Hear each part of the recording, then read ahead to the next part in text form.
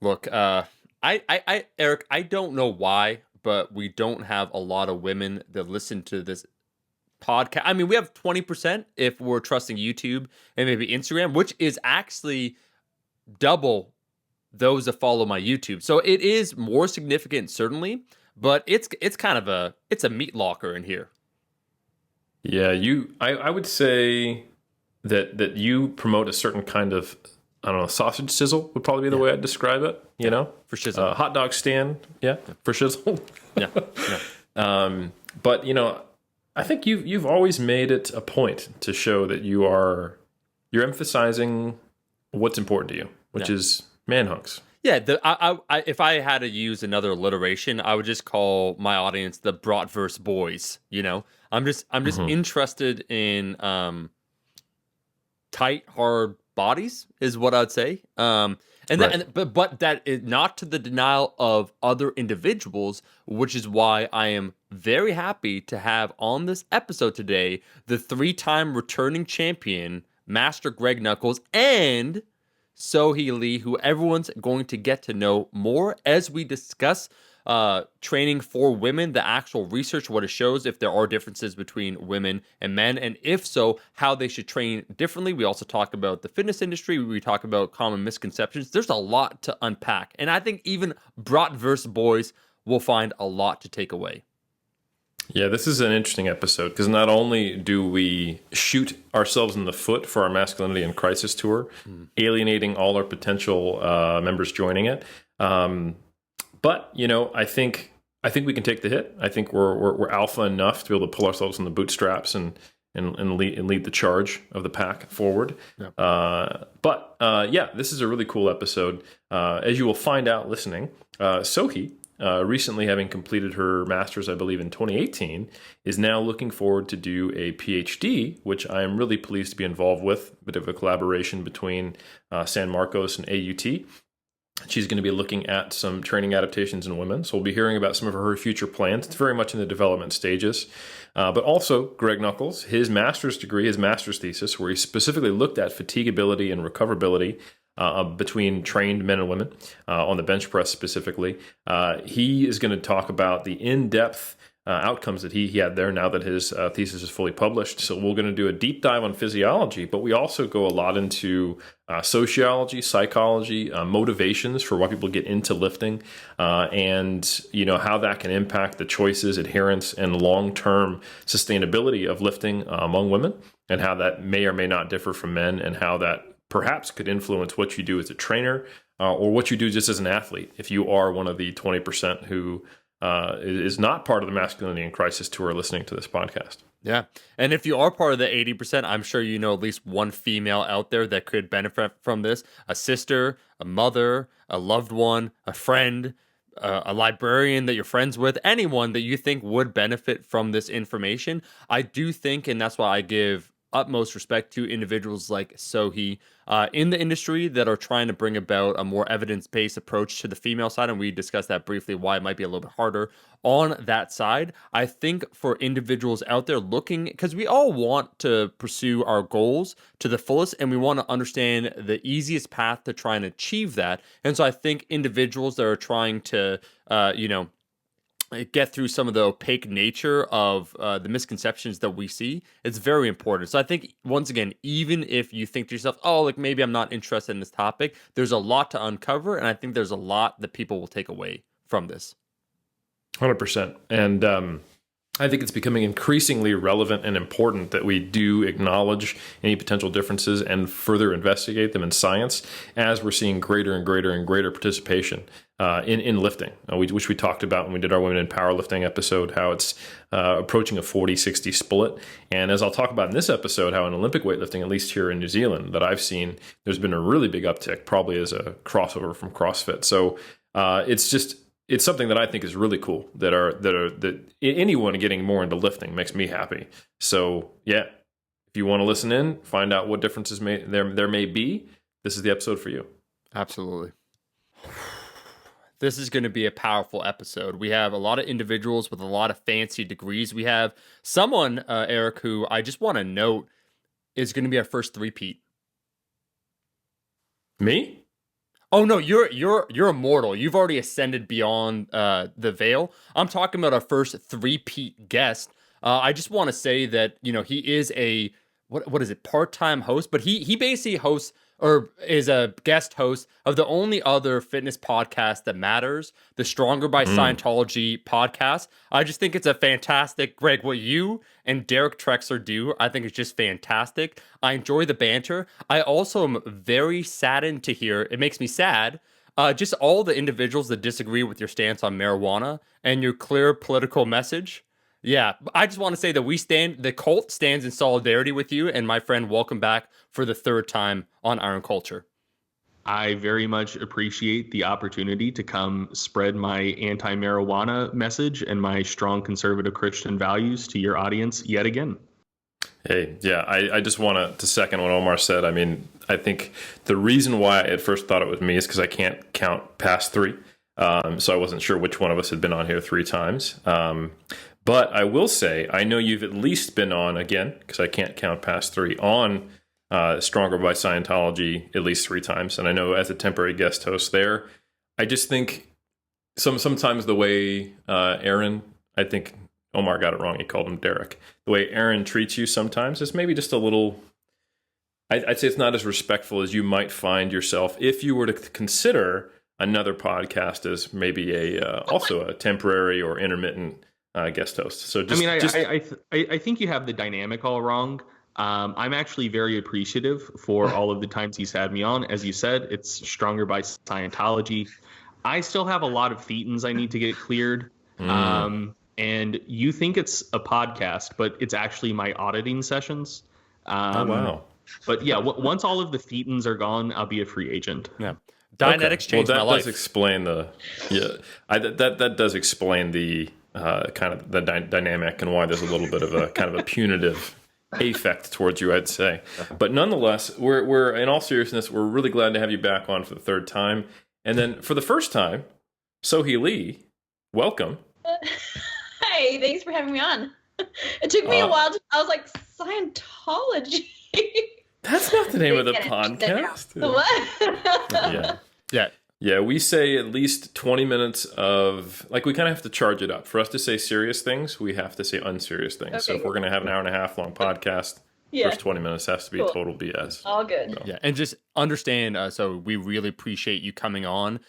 We try and hold ourselves to a higher standard in 2020. We had a few issues previously in 2019 where we had to let go of our co-host due to an incident where one of them may have insinuated that a prior guest was a serial killer, and we were told that it was slanderous, so we had to remove that. Moving forward...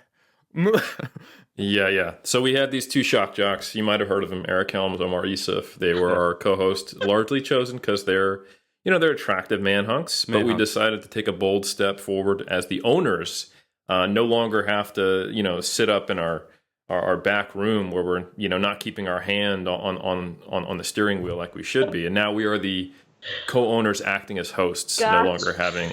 So yeah, we had to let go of those guys. And now myself, Eric Helms, and Omar Yusuf, the owners of Iron Culture, stepping forward. And I will say a smart thing that Stronger by Scientology is doing is having guest hosts, because I know that with Greg, you not being in a complicated contract, this is not great for you, but it's good for the sanctity of the message of Stronger by Scientology. If they do make some errors, they can let you go quite easily. We had to go through some pretty significant legal troubles to dismiss ourselves and then to come back. So... Were you unionized? Is Toronto a right to work municipality? We tried to create a union, but the problem is, as an American citizen living in New Zealand with a Canadian co-host who also hired ourselves as owner hosts to fire ourselves, there were some legal battles that we just couldn't navigate. So actually what we did is we actually had to quit the podcast, deregister it as a business, open it as an LLC, but only in New Zealand, and then get a subsidiary company to hire it and open a chapter in Toronto and register it as a DBA in Canada. And then we were able to hire ourselves as owners, but have that legal separation, hence the limited liability. But nonetheless, Eric, simple stuff. It's very straightforward, and legally, I think both of us are technically now defined as being indentured laborers to Iron Culture. And we're very happy with that label. Yeah. It's really what we want. You just put in your 7 years on the podcast and get 40 acres and a mule. Yeah. Well, that's what they've said they're going to give us. And historically, I know that gets delivered on most of the time when you see that in the contract. So, yeah, that's the payment scheme I want. Like healthcare, nah, who cares? 40 acres and a mule, there's real value in that. Yeah. Hey, but with interest, think about it. I mean, 7 years from now, that's going to be at least another fifth 46 acres and 1.5 mules. Yeah, another like little baby mule or something. Okay. So, for those who can obviously tell from our intro, we're going to be discussing, sex differences in exercise science and physiology. Very, very obvious based on what we've talked about thus far. And we have some two perfectly positioned guests for this. Greg, you recently, actually not too long ago, you completed your master's, but now I know that your thesis is actually published on the internet, which makes it real, I believe. So people can actually read it. Great. And then Sohee, I know you are now in a position, I have insider information that I'll let you talk about, where you're looking at doing a PhD, specifically examining some of the training adaptations among women. So I think we're in a great spot here. So first, I know this is your third time, Greg, but if you can give us a brief background on why you know a little bit about this, and then we'll shift over to you, Sohee. So I did my master's looking at sex differences in fatigue and recovery during and after resistance training. I wanted to do it just because, I don't know, I thought it would be cool. It was, I don't know, like someone asked me a question about it a while back, and I started looking into the research that was out there. And there's really, really, really good nitty-gritty mechanistic research using like isometric exercise modes, which may or may not be entirely relevant to the type of training that I do and my audience does, et cetera. And the research that was out there, using normal resistance training exercises was, I don't think it wasn't poorly done. It just wasn't asking the type of questions that I wanted to see answered.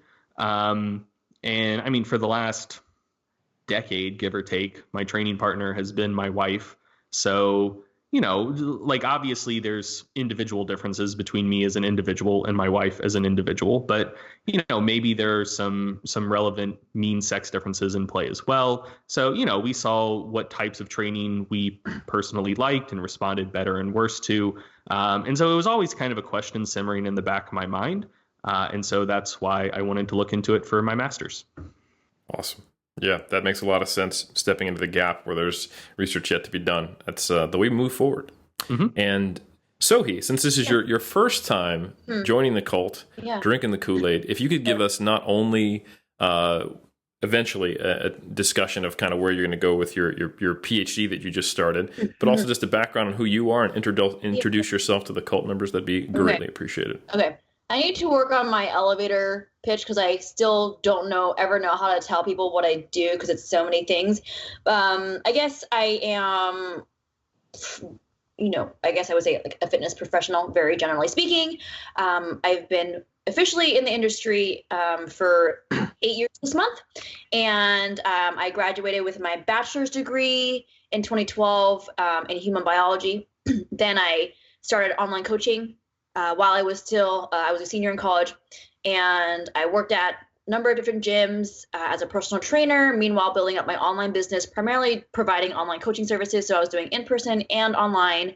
I've since released a number of ebooks. I've done some seminars, some speaking engagements, and over the years, I really started to move in the direction of finding myself very interested in the psychology, behavior change aspect of fitness, because I was seeing a lot of people talk about what is the best training program, what is the best nutrition, et cetera, but I wasn't seeing a lot of how can we actually adhere to these programs consistently and so on, which I had found through a lot of personal experience initially that was the missing piece. Was I know what to do, I just don't know how to do it, right? So 4 years after I graduated from college, I decided to go back and get my master's degree in psychology. So I was studying the psychology of eating behavior, and I wrote my master's thesis on dichotomous thinking toward food. So the tendency to think of food in black and white, all or nothing terms. And that was super interesting. I graduated in May of 2018 with that. And then now I'm very much in the extremely, extremely early stages of pursuing my, I've officially been accepted and everything, pursuing my PhD now, shifting gears a little bit towards looking more at women in strength training, specifically wanting to look at the impact of rest periods on different psychological and physiological adaptations. And coincidentally, Eric Helms is my primary supervisor. Hooray. So so that'll be like a 4 year process.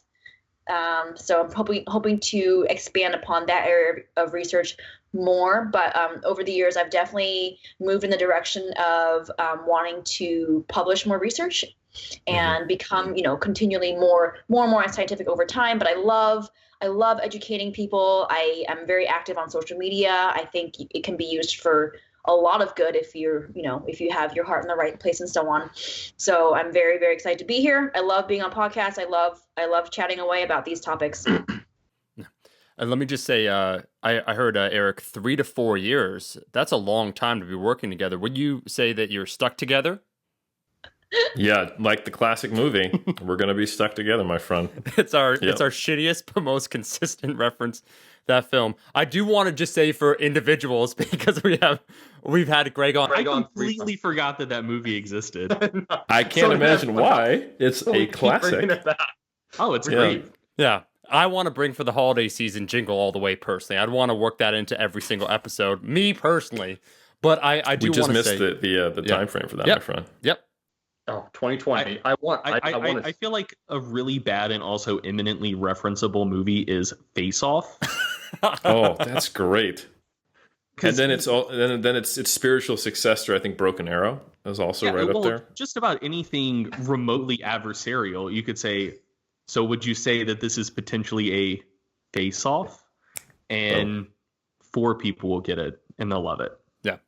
Tell you what, he's building that resume on air, folks, to be the third host, maybe that third guest host. Yeah. The trifecta. We can have it. It's the holy trinity of the underworld here on Iron Culture. I do want to say that we've had Greg on 3 times, and they're probably familiar with Greg via Iron Culture and other places. I do want to give a major nod of respect to Sohee, because you're now, and correct me if I'm wrong, because you have a far more better experience in that field than myself, but on the female fitness side on social media, there is kind of a dearth of content. It seems geared towards trying to educate women, just because, and I've thought about this before, I've spoken with Eric, the mechanisms are a little bit different, where you're compensated by and large more for certain posts, where female influencers are paid more for the exact same amount of influence per post than a male influencer. So I think kind of the market mechanics are different. Whatever the case may be, there are few providing high-level information, and you're at the tippity top, as we say at Iron Culture.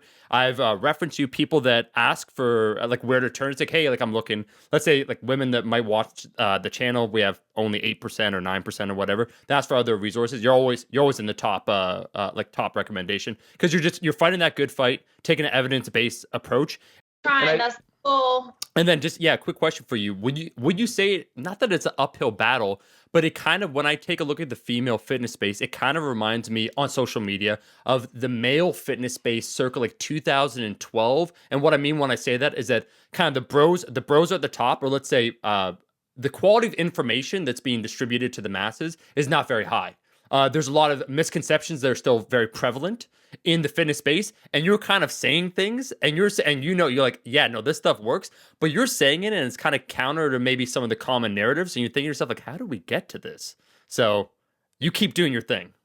Thank you. Yeah, it's I don't think you're being dramatic by calling it an uphill battle at all. I felt this way from the beginning, and I knew, I'm sure everyone's noticed people get more traction when you show more skin, and when you, especially nowadays, when you post more like, here's a swipe workout, like just here's every day is a new work, and people have seen me, make fun of it, like kind of indirectly online, but I hate it. I In some ways, and Eric and I have talked about this in different conversations as well. It's at least they're trying to encourage people to work out. Like maybe it's getting them into the gym in the first place. Be like, oh, do a new workout every single day. But at the same time, it goes against what I'm trying to, and what I'm sure you guys are trying to convince people to do, not just women, but like actually stick to a program and stop program hopping every week. And that's why I don't do them. But even though they get traction, so I think it is more difficult to stick to your guns and be like, this is my, long-term mission. Here's where I want to go. And even though it's like the slower path to get there, I do think it's far more impactful long-term. Yeah. And, I genuinely love what I do. I believe like very, very strongly in my mission and so on. And so that means a lot. Thank you. Yeah, no, I just wanted to give from the cult the utmost respect to you. Yeah. Before we continue, I'm done, Eric. That's actually something I want to dovetail on before we get into the nitty gritty physiology and the what available research there is. One thing we've talked about, Sohee, and that you brought up to me as one of your potential angles for the PhD is to compare some of the more popular modalities of resistance training that do exist that have been relatively successful among getting women in the gym, or at least I should say lifting, is like the boot camp style stuff with bands and light weights, and then also like curves, the machine circuits. Right. And I mean, we probably think that's not optimal as far as, maximizing the benefits one would get from resistance training. But at the same time, it's been very effective at getting women in the gym in the first place. Maybe it's a good gateway drug, much like marijuana. And it's a pathway to the harder stuff or the heavier stuff in this case. Yeah. And it's that kind of reminds me of the way the online space is. It's like, it is very frustrating to see these oversimplifications, these swipe workouts, these approaches that we know are suboptimal, but people can do them so easily. And maybe there's some kind of, like, I've always wondered ever since you brought up that potential topic, I was like, what can we take from some of the boot camp and curve style workouts where it's that easy implementation, low barrier of entry, and then hopefully maybe apply it to maybe more efficacious resistance training. So I would love to hear your thoughts on that. Mine. Yeah, yours. Okay. Yeah. Okay. So my whole thing, like, who are you talking to? You want my thoughts? I think, when it comes to exercise and even, nutrition and anything in fitness, at the end of the day, what is probably going to be far more important than anything that science says is optimal is what is the person willing to consistently do. And when it comes to women, and, I do feel very, very strongly that I would love to see a shift away from such an emphasis on circuits and metcons and boot camp style workouts with women who are chasing the burn and can't rest and sit. They have to do like jumping jacks and burpees while they're resting. Onto more, progressive overload-based strength training, going for PRs over time, resting 3 to 5 minutes between sets, and so on. But I think that's a huge mental barrier for people to overcome. And as you said during our conversation months ago, Eric, maybe it's actually not a bad thing that it's at least getting them to work out in the first place and getting them to be excited about some form of resistance training, even if it's not quite the way that like you or I or any of us would want them to do it per se. Probably better than nothing. And more people than not are not exercising. They're not active. So if this is a way to get them to move more and enjoy it and get that buy-in, maybe that's not so terrible after all. Especially with women, because how many women are already, they're terrified of lifting for all the, the common misconceptions and the myths out there. But if you can get them to give them what they want in terms of feeling the burn and the fatigue and the sweating and so on, maybe that's not so terrible, because taking a step back, looking at the bigger picture. Because I could be like, no, you guys all have to be like lifting sets of 5 and whatever, resting for this long, which is how I like to work out personally. A lot of women will find that's it's very difficult to unlearn, what you've been told probably your entire life, your entire adult life, that you should be sweating lots, be doing tons of cardio. Because that was my background. And it was very hard to finish a lifting session and not be sweating. Because I'm not, and not be sweating and be okay with that mentally and not be freaking out that I didn't do enough or not obsessing over just always blindly piling on the training volume and things like that. So ultimately, yeah, from a practical standpoint, I should probably ease up on the, boot camp, not hating, but the pushback against it, and just maybe just be happy that women are lifting weights at all. At the same time, wanting to expand upon the area of research on women, because I don't feel like there are many. A lot of times I find myself with training studies on women or done on men, having to then be like, well, from this, maybe we can extrapolate to women and this and this. But as we know, and as Greg will probably elaborate on, there are differences that we should take into consideration. So I'd love to see more research on women. Yeah, so I think so. I have a question, actually. To what degree do you think that like boot camps and whatnot are like successfully appealing to women and getting them into lifting and whatnot versus like actually providing kind of a filter and scaring people away from it? Because we look at the state of the industry as it is. That's how a lot of women are getting into lifting. And so like on net, that looks like a good thing if we just look and see like, oh, the women who are lifting are by and large doing this. And we see a lot of people who are sedentary. So like maybe this is the type of thing that women naturally gravitate towards. So let's see how it works. Whereas like, so I pretty much exclusively live in the powerlifting world and have minimal contact with the rest of the fitness industry. But virtually all of the female powerlifters I've talked to, the story they'll tell me is like, oh, like I went to a boot camp with one of my girlfriends one time, fucking hated it. It was the worst thing in the world. Right. And then like, I don't know, I just like went to the weight room at the Y one time and like chatted with a power lifter. And I was like, oh, I can do like triples and rest 5 minutes between sets. This is awesome. Yeah. So it makes me wonder if like it's a modality of exercise that like a lot of people end up trying and it resonates with, say, maybe it's 70% of the people that try it. Maybe it's 20% of the people that try it. Who knows? But then they stick with it. But, maybe it's just that women would equally like something like powerlifting or traditional bodybuilding style training, but that hasn't been like they haven't been introduced to that in an appropriate way yet. But like the boot camp stuff may be scaring away more people than it's actually bringing in. I mean, you have to consider that it may be the case that they're gravitating more towards the boot camp style workouts because of their fear that if they lift anything more than like a 20 rep, whatever, then they will get like the bulky and so on. But also, if you think about the types of people who gravitate towards powerlifting are very different from the types of people who do the boot camps. Usually the boot camp people, I think from what I've observed, they're the ones who are obsessed with looking a certain way, right? To shedding the body fat, to like tone, they'll use words like toning and so on. Whereas maybe powerlifters, like there's no emphasis on how you look, right? On the way that you look. It's more performance-based, strength-based. And so like I would hate boot camp style workouts because I know better now. But if you had told me 12 years ago, that's what I would have chosen, because in my mind, I'm tired, I'm burning calories, I'm like, I can feel the burn and so on. And that's what's going to get me the results that I want. I just didn't know any better. So maybe it is more of an ignorance issue or a fear issue that is based on incorrect knowledge. I don't know. Fair enough. I have some thoughts I here. was just curious. Yeah. So a really interesting observation. So one of my other PhD students just did their proposal, and one of the comments that came.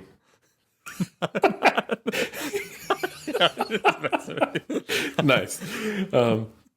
That really caught me off guard. Well done. So one of the comments from the audience after the proposal was done was, "Hey, you should really look into recruiting some more women lifters." And hey, by the way, I'm a member of Olympic Weightlifting New Zealand. We actually have more female lifters now that we do male. It actually tipped past the 50-50 mark, which was really interesting to me. I think that might be just juniors or it might be overall. But the point is, kind of to what you were saying, Greg, is that there is a lot of women who apparently, at least in New Zealand, are really interested in lifting heavy. And like Olympic lifting, I think, has very similar appeal to powerlifting. And I was thinking, why isn't that not happening in powerlifting? Well, the direct path now these days is from CrossFit to weightlifting, because those movements are included. You get access and training, and it's much more part of the sport. You don't really bench in a CrossFit box. And it does seem like there are more people who are now not getting that first message, like you were saying, Sohee, of exercise to burn calories. You burn calories to make up for you eating too much. You need to be leaner. You need to be smaller. Kind of the traditional messages that have come across to women in fitness. It may be that there's enough of that to hook them into going into CrossFit, because CrossFit's kind of like heavy metabolic conditioning training. Yeah, right. And then that at least gives them exposure to that heavy lifting aspect, because you might have a WOD that's very strength based, or you might come in and just do an Olympic weightlifting session.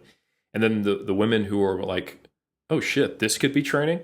I want to just do that. It seems like they're now coming over to weightlifting, and that probably explains part of the growth in powerlifting as well. So I think it's interesting. I would say when I first got into the fitness field, and Omar, you and I kind of started around the same time, I would say the message was much more consistent, and there were I felt like I was doing a lot more myth busting. When I was a personal trainer in 2005, I felt like almost every single female client I had would ask me, well, I don't want to get too big or too bulky, to the point where I had these preloaded responses, all the other benefits. And hey, by the way, I've been trying to get too big for years and I haven't done it yet.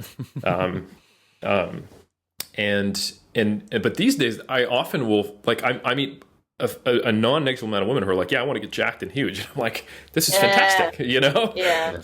So I almost feel like maybe some of the older guard of the fitness world is expecting to have to educate and change the minds, and they're expecting these preconceptions to be there, when now it's much more socially acceptable and even encouraged in certain circles, and okay. And it's totally acceptable, not even maybe counterculture anymore, but just pathway of get strong, get big, regardless of what your sex or your gender is. So I think that's, I don't know. I'm just throwing it out there. What do you guys think? I think that social media has had a huge influence on that. Especially if you look at how many very popular women, considered fitness influencers with millions of followers online, are posting, even if they are just posting swipe workouts, at least they're lifting weights and hopefully showing good form most of the time. That might be enough to get someone to be like, well, she looks cute and I like her outfit and she's got a pretty face and I like her body, so I'm going to do what she's doing, or whatever it is. And yeah, I do think absolutely it's definitely considered more I guess more cool now than before for a woman to want to get jacked. And that's been fun to see. And side note, I wonder, and we don't have to go into this, could be a whole nother topic too. I'm curious as to how much of the more recent anti-diet pushback contributes to that, maybe. Yeah. Where people are, I don't know how truly effective they have been, but I wonder how many women are now moving away from actively pursuing fat loss all the time to switching gears to, well, let's pursue some performance-based goals, or let's try to actually put on some size intentionally for once in my life. I wonder. I don't know. Yeah. That the recent trend also, so he have what was it called? Kind of slim thick, where it's not dieting down to a certain body fat percentage and kind of just embracing their natural curvature, and also just understanding that, which is crazy, everything that we're insinuating here on this podcast, that apparently women aren't a monolith and shouldn't be blanket marketed to as a large group of individuals where they all want the exact same goal. What? That's weird. Yeah. That's what, and every individual might make up for themselves their own choice of what they want to do with their body. It's very strange. We're in a brave new world, but I do think so. This is the final round of the Mutual Admiration Society, but it is thanks to individuals such as yourself, Sohee, and Greg. Also, I don't know what your distribution is on Stronger by Science, which used to be Strength Theory, which used to be GregNuckols.com. Never forget. Putting out just fantastic information. No, honestly, fantastic information. And as you said, individuals, Eric, from different parts of the community, where it's like, as Greg said, I tried a boot camp class or whatever, and I thought this shit was stupid. And then I saw someone doing powerlifting, and I enjoyed that. And bit by bit, as you get more exposure to other options, and you understand that, again, it's not a monolith, I think we're just in a very cool time, and we can hopefully bring about some positive change. And I think compared to 5 years ago, the general trend is in the right direction. To what degree, that's debatable, and what needs to be done, that's a huge discussion. Right. Sweet. Shall we shift into physiology now that we've talked We put on our social hats, and now we're going to go physiology. Can we switch hats? All right, cool. All right. So Greg, I think I've heard you do this numerous times. You're probably tired of doing it, but I know our audience would appreciate it if they could get kind of the general rundown of what are some of these mean differences in physiology between the sexes. I actually am pretty tired of doing this. My thesis documents on my ResearchGate, it's only like 120 pages. Like, people can just read it. Yeah, check the show notes, people. It's just like one step harder than the swipe workouts. No. So there's there are a lot of potentially relevant differences. I mean, there's an enormous amount of differences. But specifically with regards to the stuff that I'm interested in, fatigue and recovery, the fatigue differences, I think most people immediately point to, well, the females tend to be weaker on average, and so like maybe that's helping them fatigue at a little bit slower rate. Also, slightly larger percentage of type 1 fibers in female lifters on average. Not a particularly huge difference. So for male lifters, kind of on average, if you use like the classical fiber typing approach, so not like the newfangled more in-depth stuff, but just like classic staining approach, male lifters tend to be something like 55-45 type 2 type 1 on average, and female lifters tend to be closer to like 55-45 type 1 type 2 on average. So not a huge difference, but type 2 fibers tend to be a little bit more explosive, but a little bit more quickly fatigable. So that's one potentially relevant difference. Female lifters tend to have a slightly higher capillary density. So not capillaries per fiber, but capillaries per unit of muscle cross-sectional area. So a little bit shorter diffusion distance to get oxygen to the mitochondria and clear waste products out. And then there's relevant metabolic differences as well. So at a given submaximal exercise intensity, if you're still capable of using mostly aerobic metabolism, female athletes tend to oxidize a little bit more fat and a little bit less carbohydrate. And then once you start tapping into anaerobic metabolism, that like switchover point tends to be at a slightly higher relative submaximal intensity in females. So being able to like sustain a slightly higher intensity primarily on aerobic metabolism before mostly having to switch over to anaerobic. So all of those things are potentially in play. And then as far as the recovery stuff goes, most of that, if recovery differences exist, and I'm slightly more skeptical of that, but if they do exist, it would probably be mostly down to the role of estrogen, which seems to help protect muscles against muscle damage to some degree, and also to kind of help initiate muscle recovery and regeneration with some satellite cell signaling and whatnot. One of the reasons I'm kind of skeptical that's a huge deal is testosterone does a lot of the same stuff, especially with like initiating muscle regeneration after damage.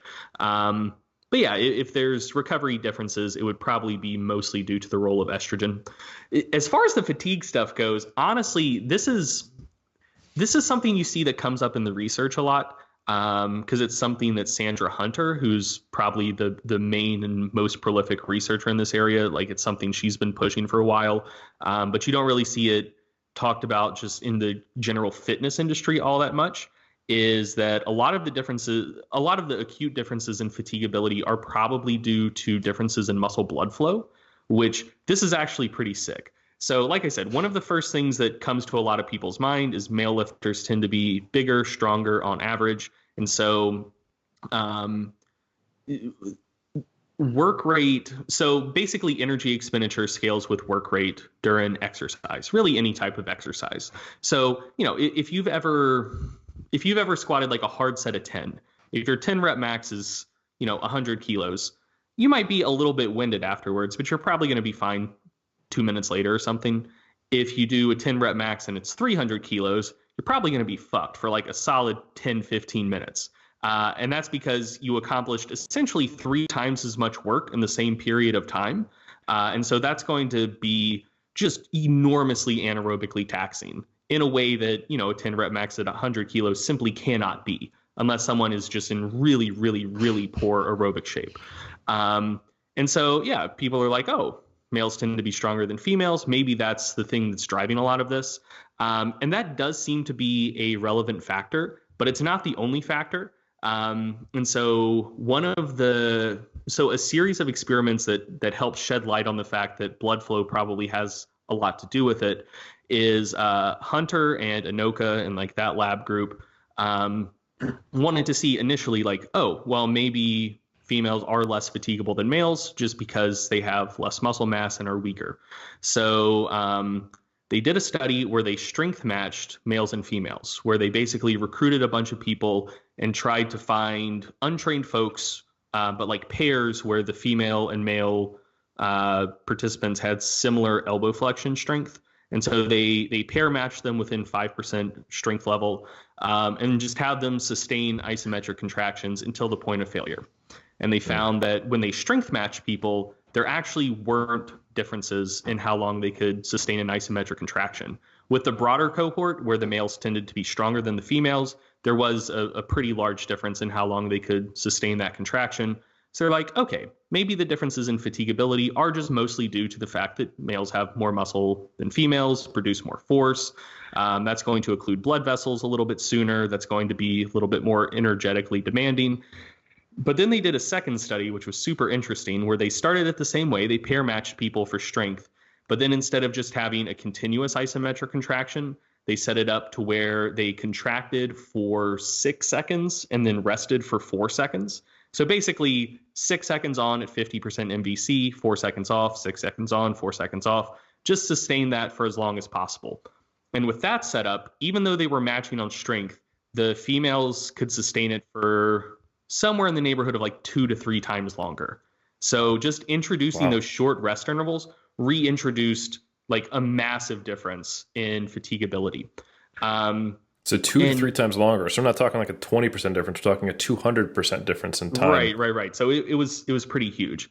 And so there was some other stuff that was kind of related to that. So there was stuff looking at, essentially you do a set of exercise, you look at blood flow during the recovery period. There were some studies showing that the excessive increase in blood flow during the recovery period was slightly greater in females than males.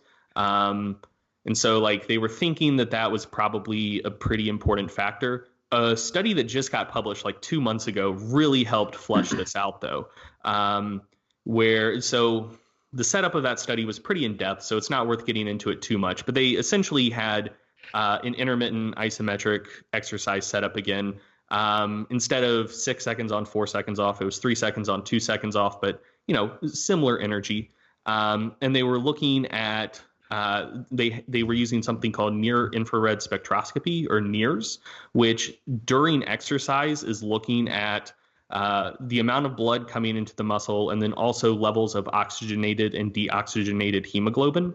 And they basically found that during like a pretty low intensity contraction, but at an intensity high enough that you would eventually fatigue, they saw that levels of oxygenated hemoglobin dropped and just kept precipitously dropping in male lifters until the point of fatigue, and deoxygenated hemoglobin ramped up and stayed pretty substantially elevated above baseline. For the female lifters, there was more total blood flow into the muscle, really no change in oxygenated hemoglobin, a slight increase in oxygenated hemoglobin and a much smaller decrease, something like that. Hopefully I got those details right. But basically, like big differences in blood flow and hints at like oxygen usage, which confirmed what people have been thinking for a long time, that essentially if you're just sustaining contractions without any sort of rest whatsoever, it seems like a lot of the differences in fatigability between the sexes are just due to strength. So if you're just maintaining an isometric contraction with a fixed submaximal load, like stronger people are more fatigable than weaker people. Males tend to be stronger than females, and therefore they're more fatigable. But when you introduce rest intervals, basically because females can much, much more efficiently make use of that recovery period, even if it's just 2 seconds long, that helps them be able to sustain performance for much longer and be less fatigable. So yeah, there's a lot of potentially relevant differences in play, but I think the biggest difference is blood flow, and I think the second biggest is strength differences. But in like the fiber type stuff, that may matter, but I really think blood flow number one, strength differences number two, with blood flow being probably substantially more important for the type of dynamic exercise most people do. Maybe if you're doing like constant tension training and you don't have like, clear delineations between like eccentrics and concentrics, like, if you're doing like, if you're squatting and you're only going 2/3 of the way up and dropping right back down, you're maintaining those contractions continuously. So maybe that's more similar to continuous isometric contractions. But, if you're doing like a normal squat where you squat down, you stand up, you exhale, you inhale, you have that little break, then I think that that's probably going to help females be a little bit less fatigable. And then also like actual rest intervals end up being quite important. So that's one of the main things I found in my thesis research, which I think we're going to talk about later. But yeah, essentially, if you have like a multi-set protocol where there's rest intervals, that helps females outperform males. And then I guess the last thing is just general strength and hypertrophy stuff. I did an article about this for Stronger by Science a while back where I just did a meta-analysis because I'm a loser and have no friends and therefore too much time on my hands. But Brandon Roberts got up with me and we did like an actual meta-analysis that has been accepted for publication. Turns out I didn't fuck up the analysis too bad on my site, which is good. James Krieger ran the stats for the one that's actually going to get published. But it turns out that if you look at like relative increases in muscle size and strength after training, really no meaningful differences between males and females. So, essentially males come into training with more muscle and more strength on average.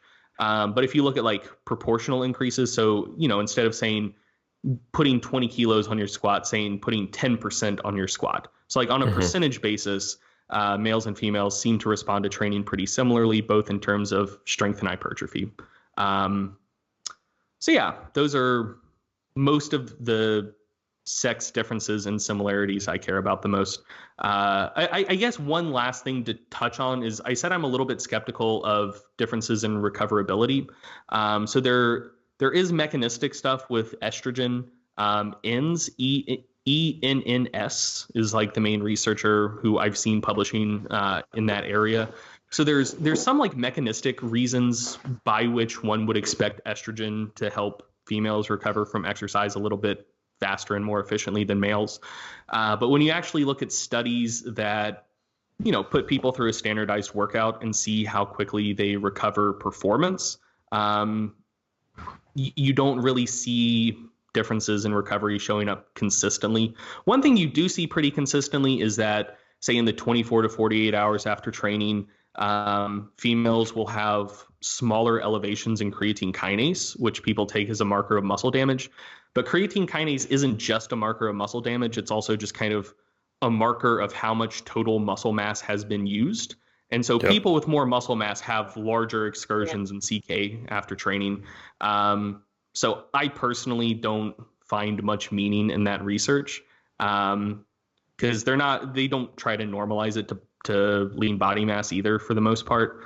So yeah, I'm not sold that there's a recovery difference yet. But yeah, I think there's probably meaningful differences in fatigability, especially during multi-set training, which I assume most people are doing.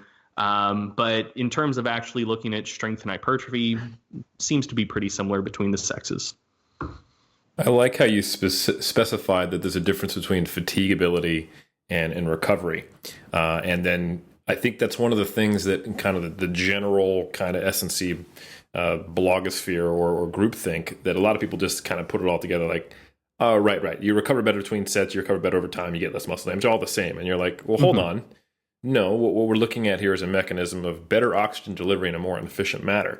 So what's that going to impact? More acute things. And I think that that understanding that essentially the bench research, looking at all the isometric stuff that you did, I think segued nicely into what you decided to step into that research gap with your thesis, where you did look at more traditional resistance training with more typically used rest periods, which we can talk about, like you said, in a bit. Sohee, is there anything else that Greg touched on that has been something like an area of interest for you, or things you want to add on to, or just anything else there? Well, I guess I had one thought, and I doubt there's been any research on this, but Greg, you were saying that even when they introduce a 2-second rest, that's enough for women to perform differently. I wonder if they were to compare like a rest pause set kind of style training, because I know if I'm trying to go to failure, I will do a rest, not on purpose, but I'll end up being like 3 to 5 seconds between reps, and then I can keep going and going and going. And I wonder if you'd see a difference between men and women in that aspect if you did that with different exercises. I don't know. That wouldn't surprise me. I don't think there's been any research on that. Yeah. And so I think, so first going back to what you said, Eric, yeah, there's a big difference if you're talking about recovery from one set to the next, and you're talking like recovery on the time scale of minutes versus recovery from the end of my workout until the start of the next workout on the time scale of days. Those are two very different things. And they're going to be affected by very different shit. But yeah, to your point, Sohee, like, I think there has to be like an upper limit for like the rest interval between some sort of exertion and the degree to which that will affect males and females differently. So, if you do a set that's 4 reps shy of failure and rest 10 minutes, if you're a male or female lifter, I expect you to be fully recovered. Oh, yeah. And so I kind of think that the shorter the rest interval is, the larger the relative advantage female lifters will have. So for a scenario like you're talking about where, you're talking like 5 or 10 seconds between reps for like a rest pause setup, I would anticipate that female lifters would be able to get way, way more of those additional rest pause sets and before eventually failing than a male lifter would. I think if you're talking like 2 minutes of rest between sets, I think that female lifters would still be able to get more sets. If you're talking like, but not as large of a difference as like 5 seconds. And if you're talking like 5-10 minutes rest between sets, I think that the differences would either be really, really small or non-existent. Yeah. It makes sense because you're dealing with different bottlenecks at different points, Right. Very cool. So that's kind of where the research was. Would you say that that's an accurate representation of the bench research and kind of the state of research before you got into your master's, Greg? Yeah. Cool. So you stepped into the gap.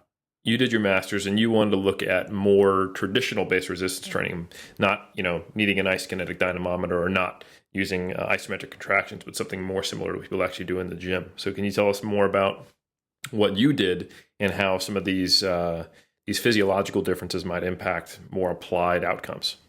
Yeah. So, like you said, I basically wanted to see if any of this stuff would actually be relevant with the type of training that people actually do. And so people came in over 6 visits. First visit was just filling out some questionnaires, getting body comp, and working them up to a 1 rep max just to see where their strength was at.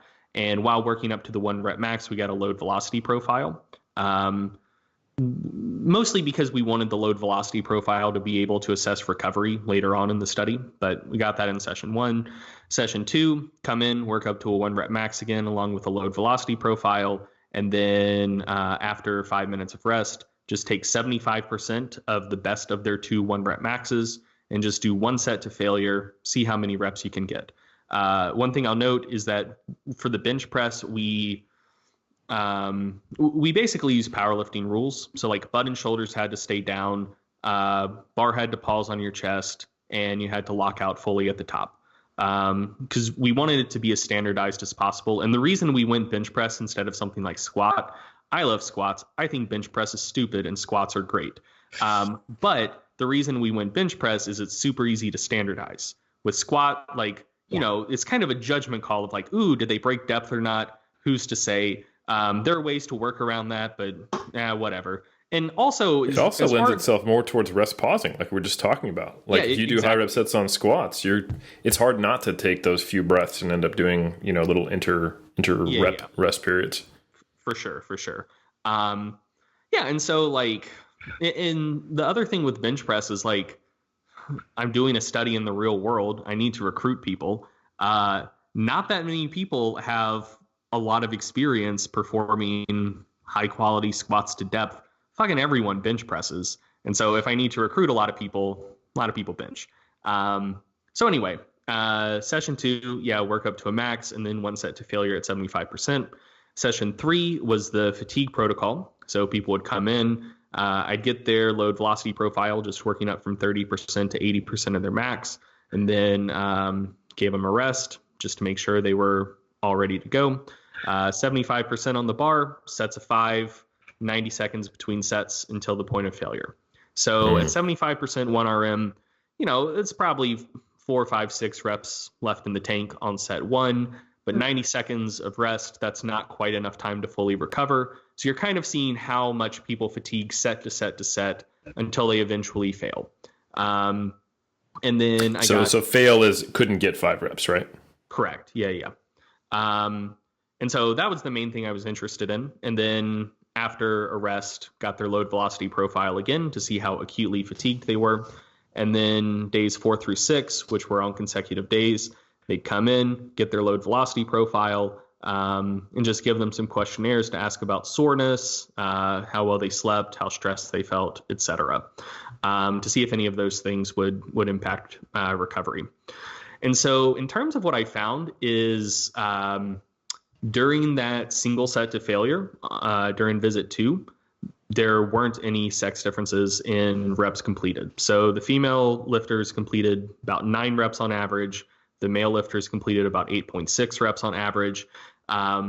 It made me a little bit skeptical of other research I've seen, like reporting reps to failure performance on the bench press, because with 75%, you'll often see like 12, 13, 14 reps, which like one person in my study got.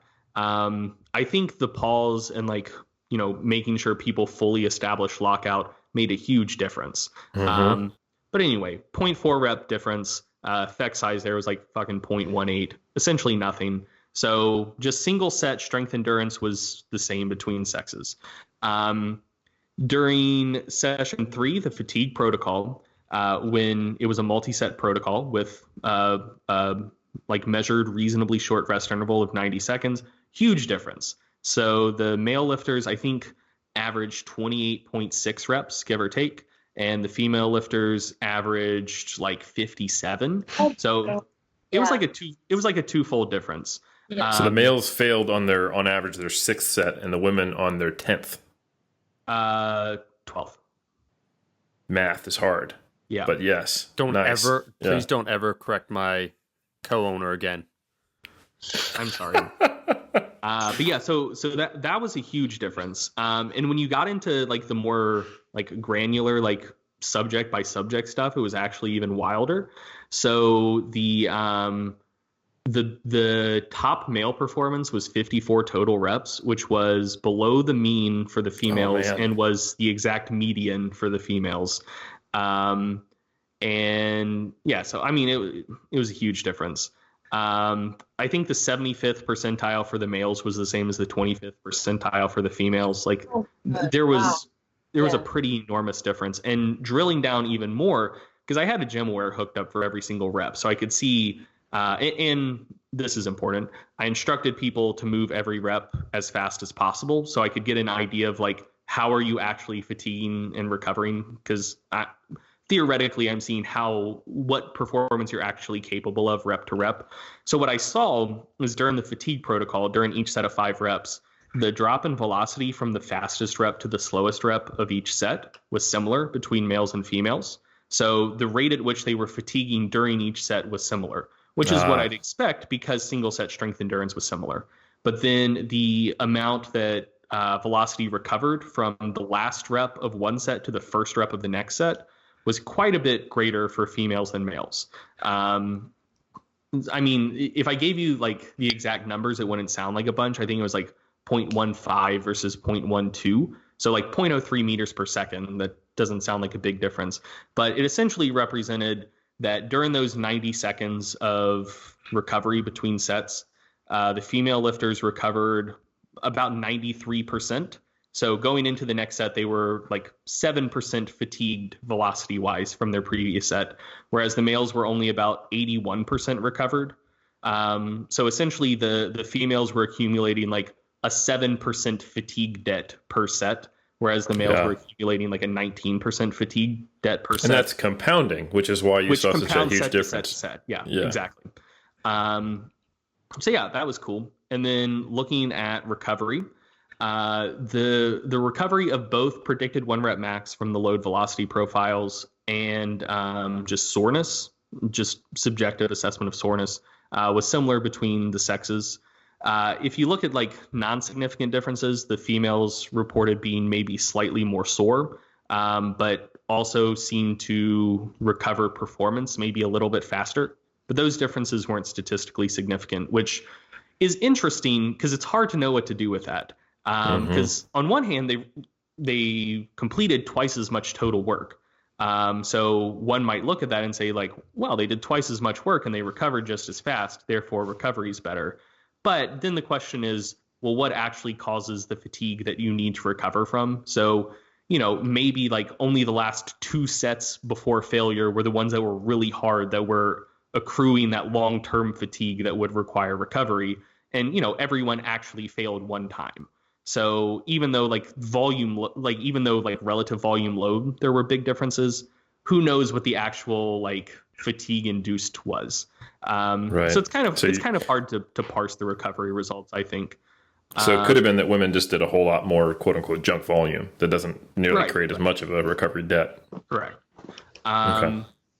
So those are the big things. And then in terms of the samples, just because these are questions people always have, the total years spent resistance training was similar between the male and female subjects. Total years spent bench pressing was slightly greater for the males, but I think both were well trained enough that shouldn't matter. So it was like, I think it was like 6.5 years of bench press experience for the males and like 4.5 for the females. So like both were pretty well trained. I took their IPF points on the bench press just to see like, relative to power lifters, how well trained were these folks. And so the way the IPF points are set up is it's essentially meant to approximate a normal standard distribution with a mean at 500 and a standard deviation of 100. And the female average IPF score is like 464, I think, and the males were like 440 something. So essentially they were slightly worse than the average powerlifter, but would have been within 1 standard deviation. And the IPF scores for the bench press were similar between the sexes as well. So they were pretty well trained folks. And the degree of trainedness was similar. I also gave them a questionnaire to ask like, how many times per week do you bench? How many sets do you do? What rep ranges do you work in? Yada, yada, yada. And none of those things were significantly different between sexes either. So I think I ended up getting a pretty good sample to make the comparison. But yeah, that's what happened. I think that's really interesting findings because I think they illustrate exactly how some of those physiological differences that probably the average person not well engaged with science would be like, yeah, but how does that affect actual training? And it can actually affect training a great deal depending on what approach you take. Repeated sets of submaximal work with the quote unquote hypertrophy or muscular endurance rest interval would produce some pretty substantial differences, it seems. Yeah. So in terms of okay, so I would say on average, if you wanted to have like a takeaway, is that probably on average, female lifters, at least on paper, need to train harder than male lifters.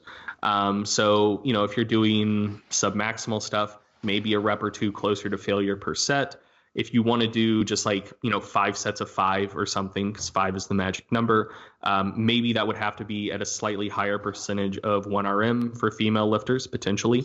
Or if you're trying to do if you're trying to do like a fixed number of sets at a given percentage of, or if you're trying to do a fixed number of reps per set at a given percentage of 1 RM, probably going to have to program a few more sets for female lifters. So I would say that those are like mean differences, but the individual variability within both sexes was way larger than the mean difference between sexes. And I think that's an important point to make clear. So the total the spread of performance during the fatigue protocol for the females, the worst performer I think got 19 total reps, and the best got 124. Oh man! So, that's like a difference of 105. Yeah. The difference in rep performance. How long did that session take? Like a long ass time, dude. Man. Because, so how many total sets was that? That was 24 sets. Okay, it wasn't that bad because like a set's about 30 seconds. You got 90 seconds of rest. And she failed on set 25. So just the bench pressing, she was doing sets of 5 for 50 minutes straight. But I mean, and then I had to get lactate pre and post. We did a warm up, had to get the load velocity profile at the end. So, I mean, that was my longest session of anyone by far. Yeah. It was like hour 20. Wasn't bad. For one exercise though. Right. So anyway, that's a spread of 105 reps from the best to worst performer when the mean difference between sexes was still quite large at 28. And for the males, I think worst performer got 14 total, best got 54. So that was still a spread of 40 reps, in 7 sets from the best to the worst performer, which is still larger than the average difference of 28 between sexes. So I mean, the mean sex differences were large, and I think that is potentially relevant to keep in mind if you have like a new client that absolutely nothing about.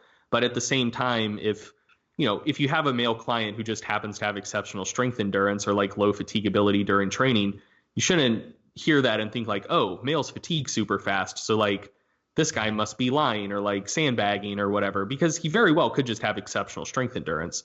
And vice versa, if you have a female that just happens to have very bad strength endurance, like, that's a thing. It's not like every woman has exceptional strength endurance. But the mean differences are rather large, but not universal. So this is a tangent that I want to go down, just maybe a few floors down the rabbit hole, but not too far. I was asked on a podcast not too long ago as to, I studied autoregulation for my PhD, but one of the things I haven't done a lot of promotion of is the idea of Mike T's fatigue percents or RPE stops. And one of the reasons why I'm not too convinced that autoregulating volume based on fatigability is a good idea is typically we're doing volume, at least in our circles, to induce hypertrophy.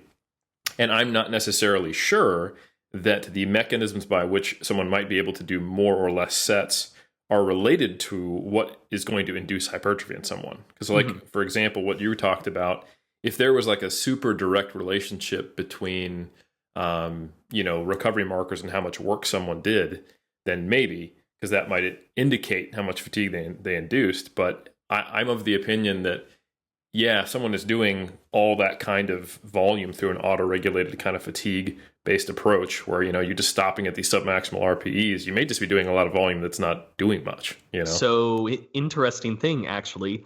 So I basically gave you the results of my pre-specified analyses.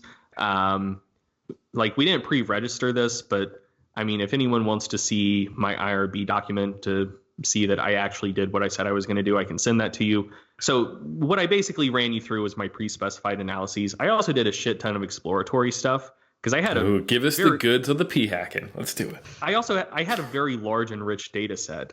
And so I wanted to see, I collected a lot of data. What of the variables I collected did actually seem to relate to fatigability or recovery? And one of the things I found is that, and I can't remember which, it was either soreness or projected 1RM depression 24 hours post, one of the two, was significantly associated with total reps completed, so like relative volume load in the male lifters. And it was a reasonably strong association. It was, I mean, not like super strong, but it was like R value of 0.6, give or take. Whereas there was no relationship whatsoever for the female subjects. And it wasn't like there was one or two outliers kind of pulling that off. Like when I plotted it, it was just kind of random scatter. So that's interesting. Yeah, it seemed like for the female subjects, didn't really matter how many sets they did. Some people recovered faster, some recovered slower. Whereas for the male subjects, the ones that did end up doing more sets were the ones who showed more fatigue 24 hours post. And presumably that's because they're always a little bit closer to failure once you're using a repeated set submaximal design with restricted rest, which makes sense. Yeah. Yes, it's almost the question of just because on average women will be able to do so many repeated submaximal sets, should they, based on their goals? Yeah, so that's another good question. So one of the things I mentioned before is when looking at the other research in this area, I wasn't thrilled with how previous studies had been designed. Not that they were bad, but just it wasn't the type of training that I was particularly interested in. So most of the stuff out there looking at acute fatigability using like normal dynamic resistance training. So, free weights or machines that you would find in a gym, not like isometric stuff or isokinetic dynamometers. Most of the stuff that was out there either just use single set protocols where it's just looking at single set strength endurance, which I don't think is all that informative, or there were a handful of studies where it's like, we're going to do 3 sets to failure and see how many total reps you can accomplish across those 3 sets to failure. And in those studies, actually, like 2 of the 3, the female lifters still got like a handful more reps across the 3 sets, but it wasn't a particularly large difference. So I kind of think that if you're doing like hypertrophy training where you're training really close to failure, or I think probably more so actually going to failure, and like you have to keep in mind that like mechanisms of fatigue will probably be different. So during submaximal training, if say, just to throw random numbers out there, probably if you have more than like 2 or 3 reps in reserve at the end of a set, you're probably not accruing all that much central fatigue. You're probably not causing all that much muscle damage. And so most of the fatigue that you're accruing during an actual training session is probably going to be metabolic, where, if you're doing sets 3 reps from failure and you're resting 10 minutes between sets, you will eventually fail, but you can probably do that for several hours, because if you give yourself enough time to metabolically recover between sets, you can keep repeating that exertion. Whereas if you're actually going to failure, you do accrue some central fatigue, you cause some muscle damage.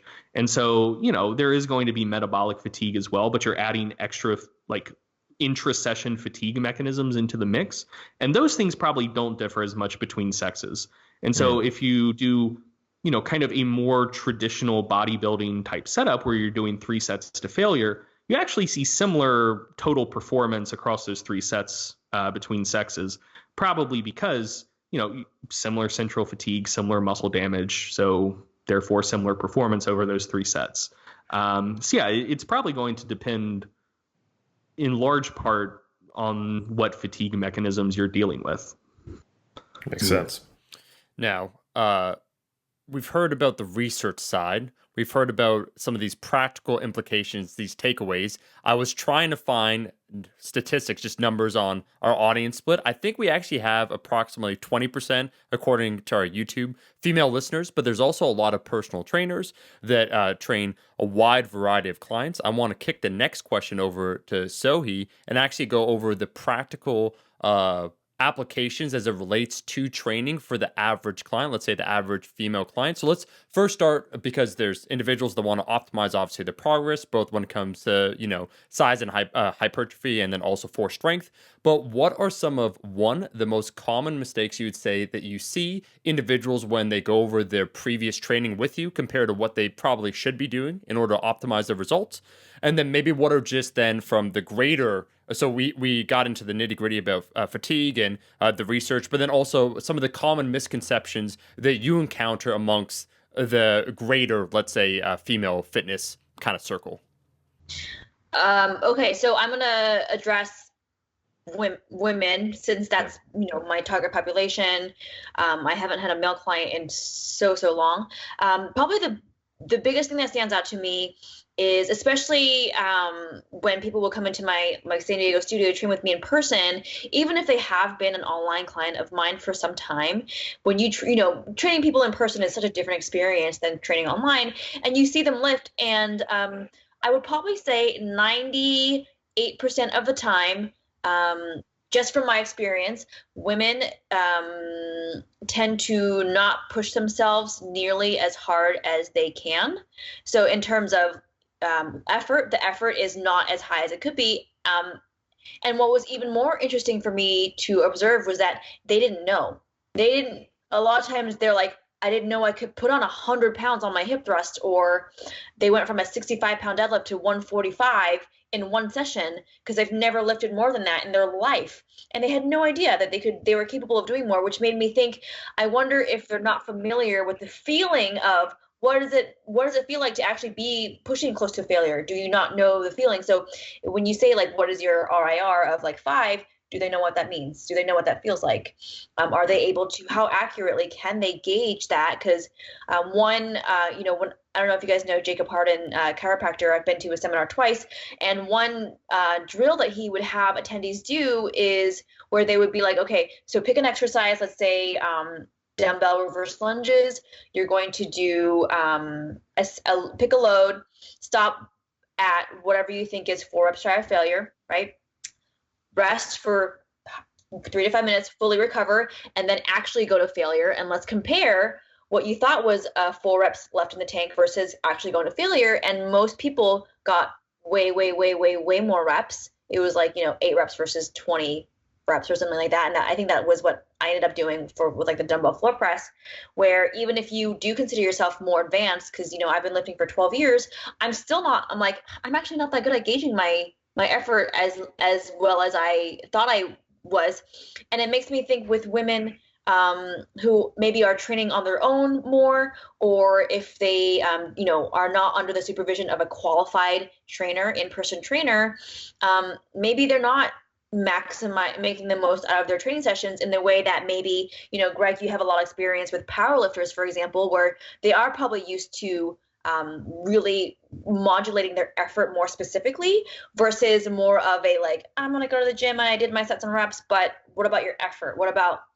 And they're like, oh, I don't know, or they're like, oh, I pushed myself. Like there's a vague notion of like, I pushed myself, but especially if you're not tracking your workouts and like writing your numbers down every week, that could be like a 10% difference in effort could be the difference between making strength gains or progress over the course of a year versus staying stagnant and not even realizing it. And that's a mistake that I made for the first probably 7 years of my own lifting career, where I wasn't logging my workouts. And even though I thought I was pushing hard, had I gotten like 1 extra rep every couple of weeks in a certain lift, that would have been enough for me to see significant progress, but I didn't, because I wasn't paying attention, wasn't keeping track of that. So definitely see that a lot in women, where or you'll watch this and you're like, you had like probably 5 reps left in the tank. They're like, what? I didn't know that. Or like, you should be lifting 20, 30 pounds heavier than you currently are. They're like, oh, I don't know. I didn't know that. So that's been a very interesting thing. And if you so first of all, in terms of the research that I'm interested in with women specifically, it's I tend to be very much interested in generally body comp related research. So if you look at that in women, there really there's not very much relating to training specifically, lifting weights. And the research that I have seen, and Eric, I don't know if you remember, I talked about this briefly in an email to you. I was so frustrated because, there's a Gurgic meta-analysis, systematic review from like 2017 or 2018, where they looked at a number of different studies where they compared different rest periods on strength and hypertrophy. I think there are 2 different ones, 2 different meta-analyses, but I'm specifically interested in hypertrophy more so than strength. And they included this study by Hill Haas, 2007, And they basically concluded, and I'll go into the study details in a bit, they concluded that women recover faster with 20 seconds of rest versus 80 seconds of rest because they saw better hypertrophy. But if you actually read the methods, you'll see that basically whatever number of reps the 20-second group performed, they made the 80-second reps group match the same number of reps. So the effort was not controlled. So basically, obviously, if you're resting more, you're 4 times longer, you can probably do more reps, but they stopped them. And to me, that is a huge design flaw, because that's just not how it pans out in the real world. That's not how we do things. If you're resting more, I expect you to perform better, lift heavier, and or do more reps.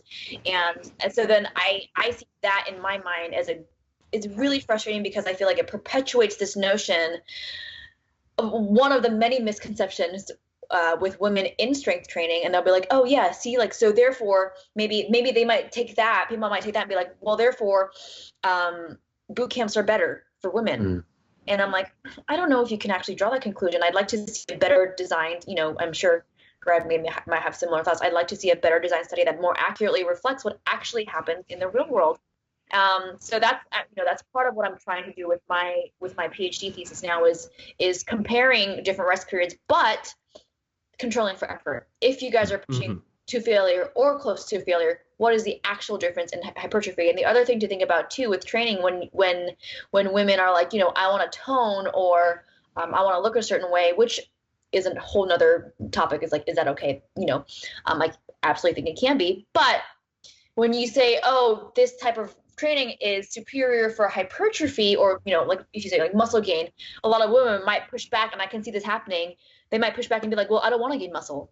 And you can be like, well, the look that you're going for, like if you show me a picture of what you want to look like, you actually need to put on a lot of muscle to achieve that look. And that's another misconception, is it's all about shedding body fat. A lot of times you have to actually put on appreciable muscle mass to achieve the quote unquote look that many women are going for.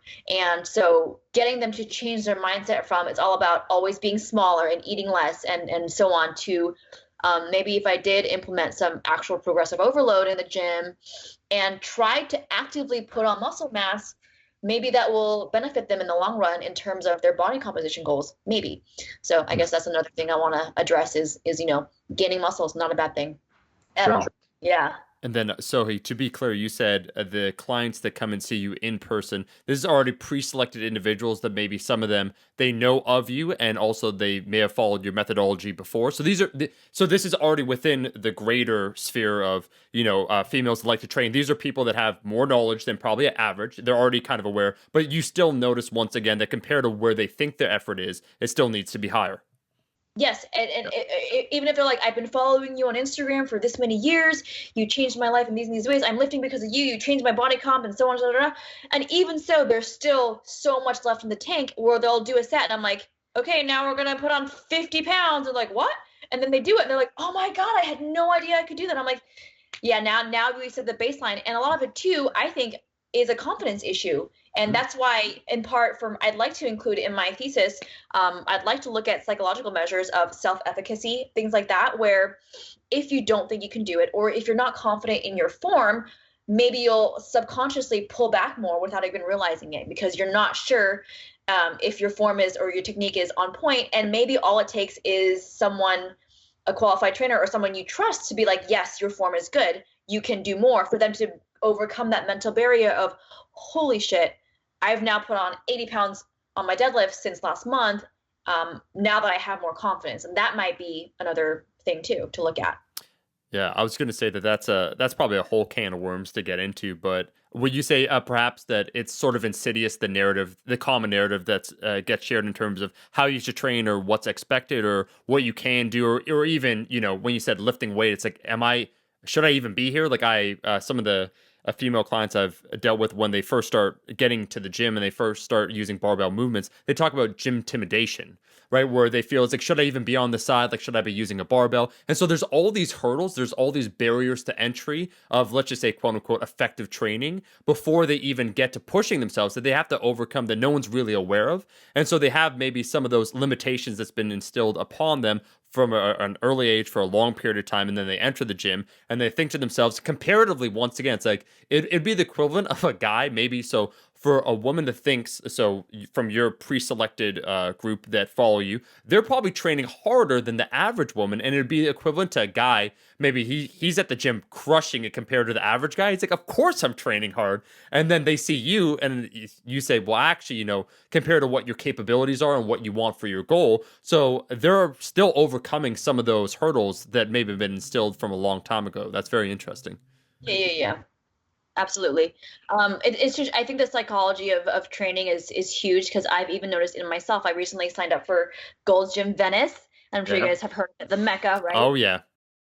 The membership fee is outrageous, by the way, but Really?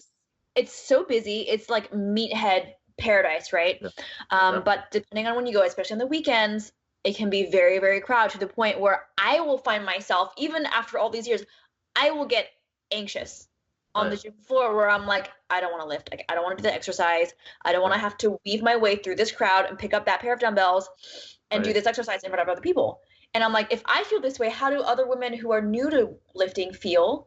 But I do think it's great. Something like, women's only sections of gyms, or women's only gyms in general. Those can be really great ways to overcome that barrier, to be like, I don't want other men around, or I don't want to be watched, or even being in a small group setting or hiring a personal trainer or something, I think can be a really good way to overcome that. Real quick anecdote, and then Eric, I know you wanted to chime in, my man, is that you said Gold's Gym. It's so funny that you say that. The quick anecdote that I have is we did a program with Professor Boris Shako, and one of the things, I think, so his translator, Dimitri, who's a very funny guy, wanted to see Gold's Gym because, interesting enough, as Shako was describing, in Russia, amongst a lot of powerlifters, Louis Simmons is very popular. It's one of those things that which is far away from you in the mystique. He kind of has this cloud and this intrigue, but also the Arnold is seen kind of as one of the figures of lifting. So even though they do powerlifting, we're in America already. How often are we going to visit America? Dimitri in particular want to see Gold's Gym because of Arnold. Cool. So we go there. Fun fact, anyone listening, and I'm sure you corroborate this, it's a little dirtier than I thought it'd be for being it's a little grungy. And so we go there. So I bring it's with Mike Israetel, and I bring Professor Shako, who's 70 years old, and Dimitri to Gold's Gym, and he begins instructing me. He has his like grandpa kind of matching tracksuit on, his big spectacle glasses. He's just looking cute as a button, like teaching me about sumo deadlifts. It's fantastic. But you talk about gym intimidation. I'm thinking to myself, like, what an honor and privilege I have training with Professor Shako. And it's kind of funny that we're at, Gold's Gym. Anyways, we go to a bench press, and there's all the guys. It's like a Friday night, and everyone's benching, and no one knows who Shako is. Like, previously, we had gone a few places, like some strength gyms, and like, oh, like Professor Shako. They think this dude's my grandfather, like trying to teach me how to bench press. And I see individuals looking at Shako, like the legend himself, Professor Shako, giving me instructions on the bench press, like, what the hell's going on here? And like almost like they want to correct Shako. So it's incredible to me just when you're in your own bubble, and these bros at the gym, it's like they're all wearing these super tight stringers. And they're all just observing the 70-year-old man, training this young man about bench press, and they're thinking to themselves, like, what does this guy know? I'm like, bro, just calm down here. So. If you only knew, only you knew how far you are. Yeah. But that you bring up a really good point, is just how even among men there's intimidation when you first get into the workout room, or when you go into a new little subculture. Like, I remember when I first started lifting, I'm 6 foot, 175 pounds. I feel like I need to have another plate on every barbell movement I do, and I need to have another 30 pounds of muscle on my body before I'm even allowed to lift. Yep. But to get that, I have to lift. It's this awful catch-22. So I was having breakfast with my wife this morning, and we were talking about exactly the podcast coming up this morning, so I wanted to kind of get her thoughts. And she was like, well, I think the reason why a lot of these, boot camps and CrossFit and these Group X style programs are so popular is because it was easier, at least back in the day, it's changing now, for you to find a buddy to kind of bring you into the culture. Like when I first started training, I had my jacked friend who brought me along, and then once I got to a certain level, I had a workout partner. So we got to be kind of our own little clique where we both felt less uncomfortable near each other, or we had only compare each other to each other. And I'm trying to imagine that if not only was there that initial barrier of just, performance and muscle size, but then being in the sex that's only represented by, 1/10 or 20% of who's on that part of the gym floor, it would just exacerbate it more, probably to a level I can't really truly understand. But, and anyway, Barb was like, well, my first gym partner was you. And I was like, that's true. That's right. We've been working out together for 10 years. And I think there's a lot of, and she was like, most of the women from my generation, starting a decade ago, not that long ago at all, but before kind of the rise of lifters and powerlifting and weightlifting and CrossFit and Instagram. Back in my day. Back when I was in my 20s in the early 2000s, when we read T-Nation. Yeah. Most women who got into lifting, not all, but many, were introduced by a significant other or a boyfriend. And I think, so she was saying, well, hey, it's harder for us to find at that time friends who lifted. So we would seek out a group or a boot camp or a gym specifically for that. Oh, yeah. So I think that's probably why they started off so popular. I don't know. What do you think about that? I think that's a huge aspect. I mean, this morning I was at Deuce Gym, which is a gym here in Venice, where I joined a girlfriend of mine who trains with, who has a trainer there. I join her for workouts when I'm here, roughly once a week, in large part for the social aspect of it. Like, it's like, do I really need that workout? Probably not, but it's a good opportunity to see her. It's good, and meet other people and so on. And I think that's a huge aspect of it, especially, and this is somewhat related. I think as I've noticed that once you're out of school as adults, it's really hard to meet people and harder to make friends. Oh yeah, for sure. Yeah, I think otherwise, especially when you work from home, oh my God, you don't see anyone, you don't meet anyone. And so to have a reason to leave the house and join a group where everyone's doing the same thing, you have a common interest, that can be huge. The same way that a lot of times when people meet at fitness conferences and seminars, they're like, oh my God, you love lifting like I do. And we track our macros and whatever, flexible dieting, and then they become best friends. I've seen that happen so many times.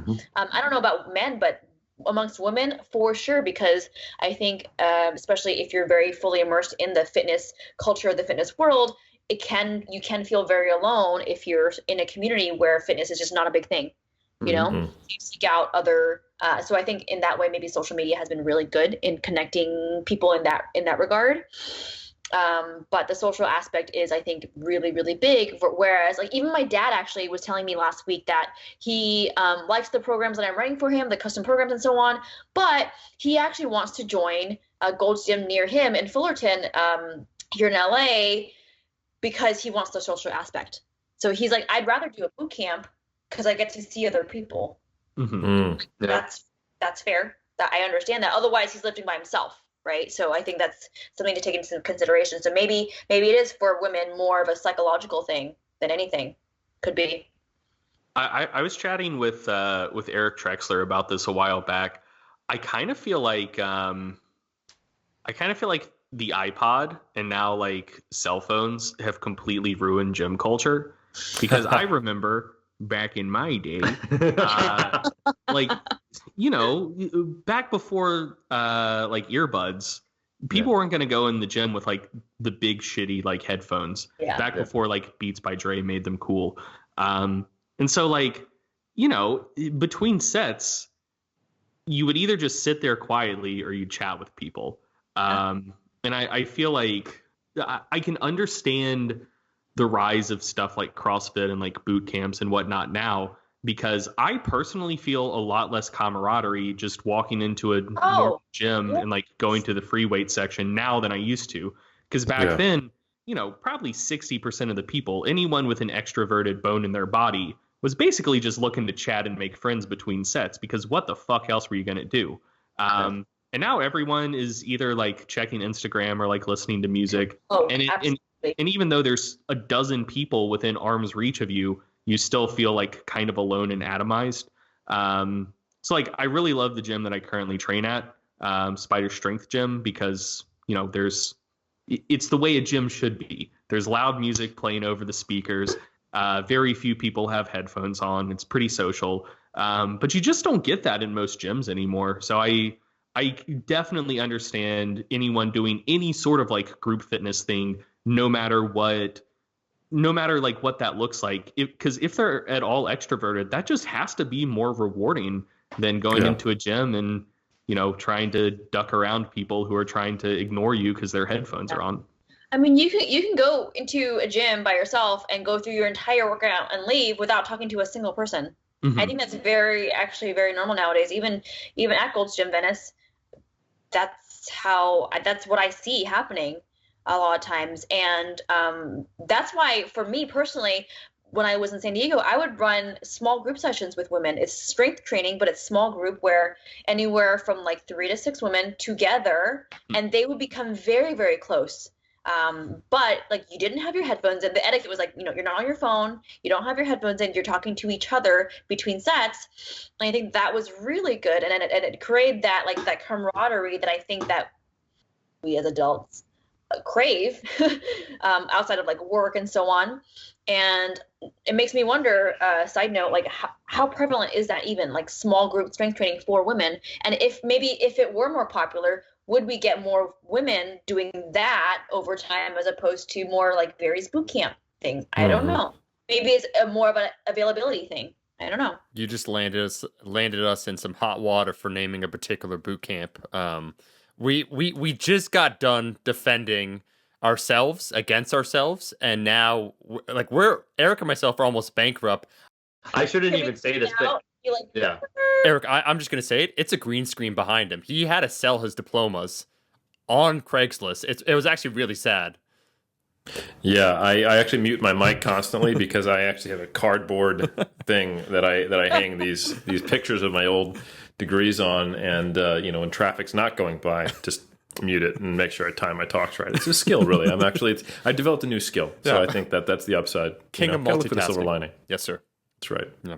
I do like, Eric, how it turned into. Ahead. Yeah, I was just gonna say I like how it turned into this episode, which is one of my favorite things to do. The back in my day episode, where it's like you young kids don't know what it's like. But no, there is that divide.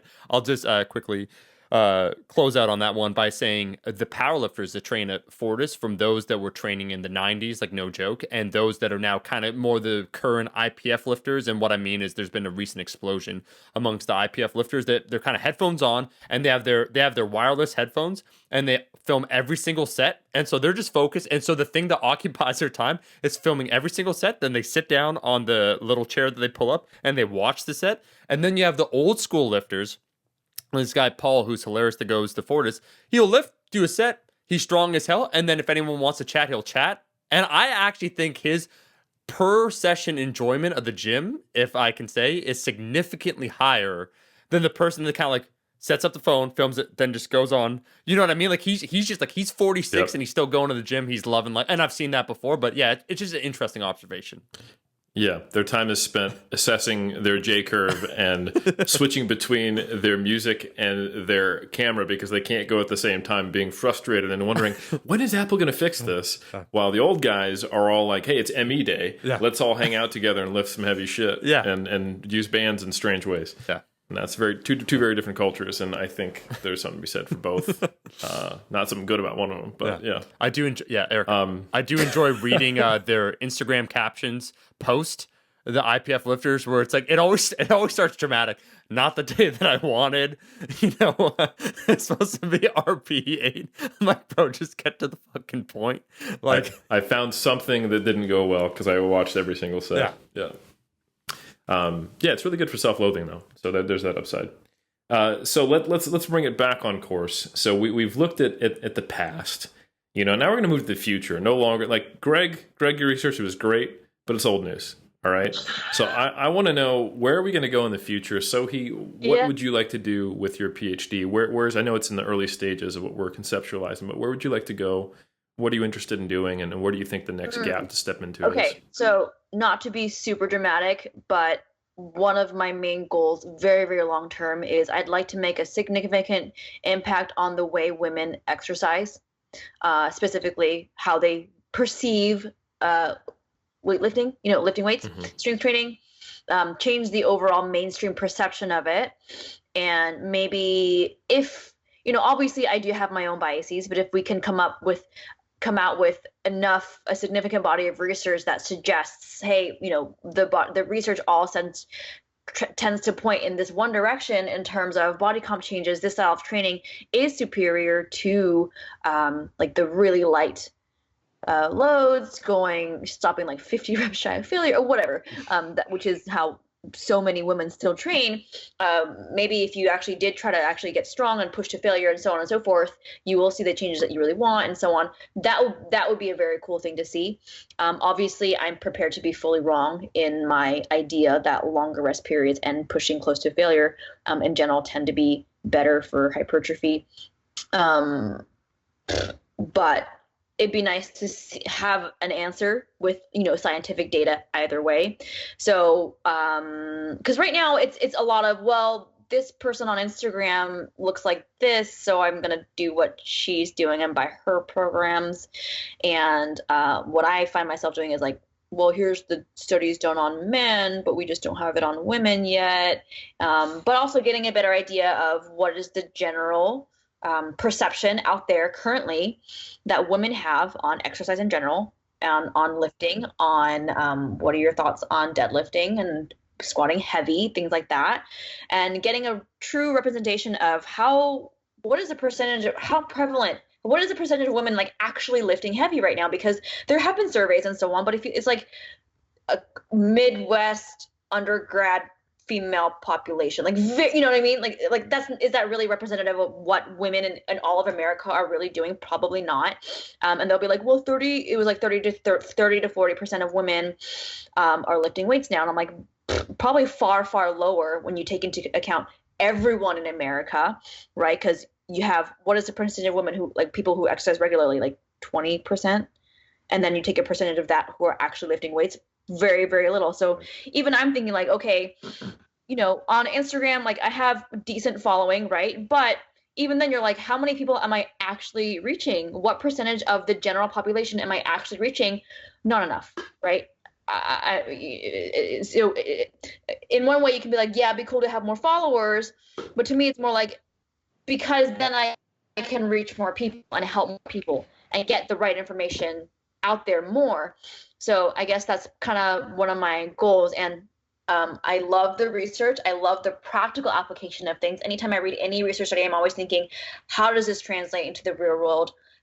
How does this change, if at all, how practitioners and clients themselves, or any, fitness enthusiasts, how they train or how they implement any dietary practice changes? Like, does this actually, the research says this, but is that practical for you? If not, then it doesn't apply. Like, it doesn't help at all. Things like that. And we'll see what that looks like. But I'd like to take, and I don't know, maybe this is greedy. It'd be fun to continue, like, growing my following, but at the same time, publish research and push that boundary as well, to do both at the same time. I don't know how feasible that is. I don't know if I'm being too ambitious, but I think in my mind, that's the direction that I'm moving toward. Well, I can tell you from experience, it might be greedy, but it's definitely possible to grow an Instagram following while still doing research. Yeah. I can tell you that the downside is that my Instagram is terrible and my research is subpar, but you can do both. So that's the upside. Yeah. No, but in all seriousness, I think that's a very worthwhile pursuit. I think there's a lot of opportunity there. As far as the specific research that you think needs to be conducted, that you might be taking on, which I'm excited to be a part of.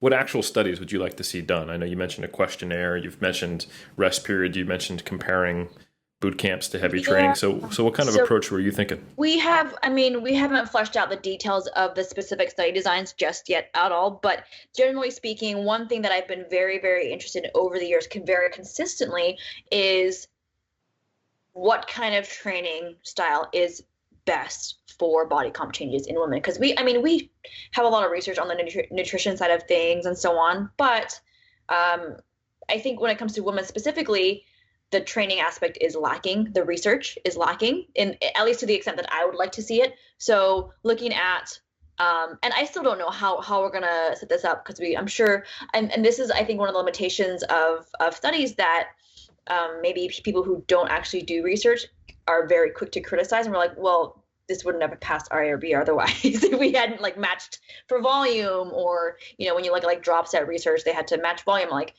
yeah, in the real world, they don't match volume, but they still made it, you know, had to be that way to get approved and so on. So how can we get it past IRB, get the study design approved while still being reflective of how people really train out there in the real world?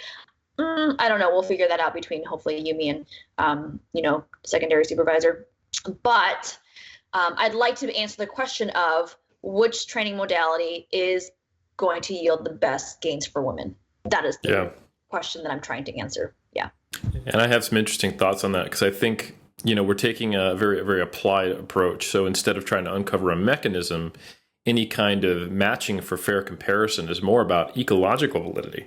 So I think we could do just matching for the time spent, like the investment. You got an hour to do this, you got an hour to do that, because that's what people are going to do. That's right. And then, you know, and then one group could be, hey, we're going to emphasize the calorie burn aspect of a potential body composition change. So it's not just, because we also don't want to just tell people stuff they already know. Like, yeah, you screwed around in the park with bands for an hour and you didn't get the same as a dedicated, well-constructed, optimized hypertrophy program. Who knew? But I think if we go, let's see like a Metcon style, still in the realm of resistance training for an hour, burn a whole lot more calories than the other group, but maybe not give as much of a effective stimulus for hypertrophy. And then we could look at outcomes, not only objective outcomes, but I'd like to see, and tell me what you think about this, Sohee, some subjective outcomes. Like, how do you feel about how you looked compared to where you started 8 weeks later? Also, you know, placebo effect. If you think it's better for gains, is that eventually going to have an impact on maybe subconsciously on how you behave, or even how you eat over time? But the other thing to take into consideration, because you mentioned matching for like 1 hour time, if you look at the when I collect research summaries of rest periods and so on, studies on rest periods, so far I've looked at a few dozen. There've only been 1, maybe 2 studies that actually say, oh, the shorter rest period group took this long to complete their workout versus the longer rest period took like 2.5 times longer. And I'm like, that's important, because, you know, in the real world, most people don't have 2-3 hours to spend in the gym every day. And that's a time constraint issue. That's just not practical to expect people to, because I've seen years ago, I saw a very popular fitness professional being like, well, I think that everyone should train like 7 days a week for the best results. And I'm like, do you work with people in real life? Because not to be, I sound so snarky right now, but I'm like, if you worked with real people in real life, you would know that's not going to happen. I don't know one client of mine who could do that 7 days a week of training. They just can't fit into the schedules. Maybe they're an hour away from the gym, or, you know, maybe they have 3 kids, maybe they have 2 jobs. You don't ever know. So things like that, I would like to factor those variables in. That way we can have the most practical applicability to then we can say, these are the sound recommendations we can provide based on the evidence. Word. Yeah. I mean, I think people just need to set their priorities. Yeah. Yeah, as soon as you have kids, you're basically saying the iron game is not important to you. That's my opinion, right? Yeah. I mean, do you care about having 18-inch arms? Maybe your kids need to go into foster care. All I'm saying is that there are options out there to maximize your progress. I mean, if people they're just not willing to do whatever it takes, and it kind of disgusts me. Like, that trainer was just trying to say what's most optimal. Those straps aren't going to pull themselves. Mm-hmm.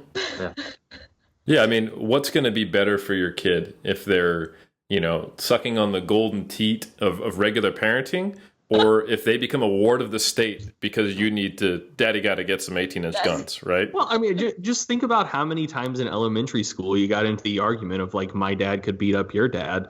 I think that there's a lot of like psychological comfort in your kid always knowing my dad can absolutely beat up your dad in the discussion. So, I mean, that's an even more important conversation to have when you're in juvie, not in elementary, because you've been an orphan, and that's probably where you're going to end up. I think that there's... You just go straight to juvie. Yes, I think there's more benefit in that than people are are willing to entertain right now. And it also, Greg, it's underrated what, deep-seated psychological trauma can do in order to motivate a young individual to try and achieve greatness in whatever way or however way we define it, either, to be famous or infamous. Sure, yeah. Yeah. Yeah.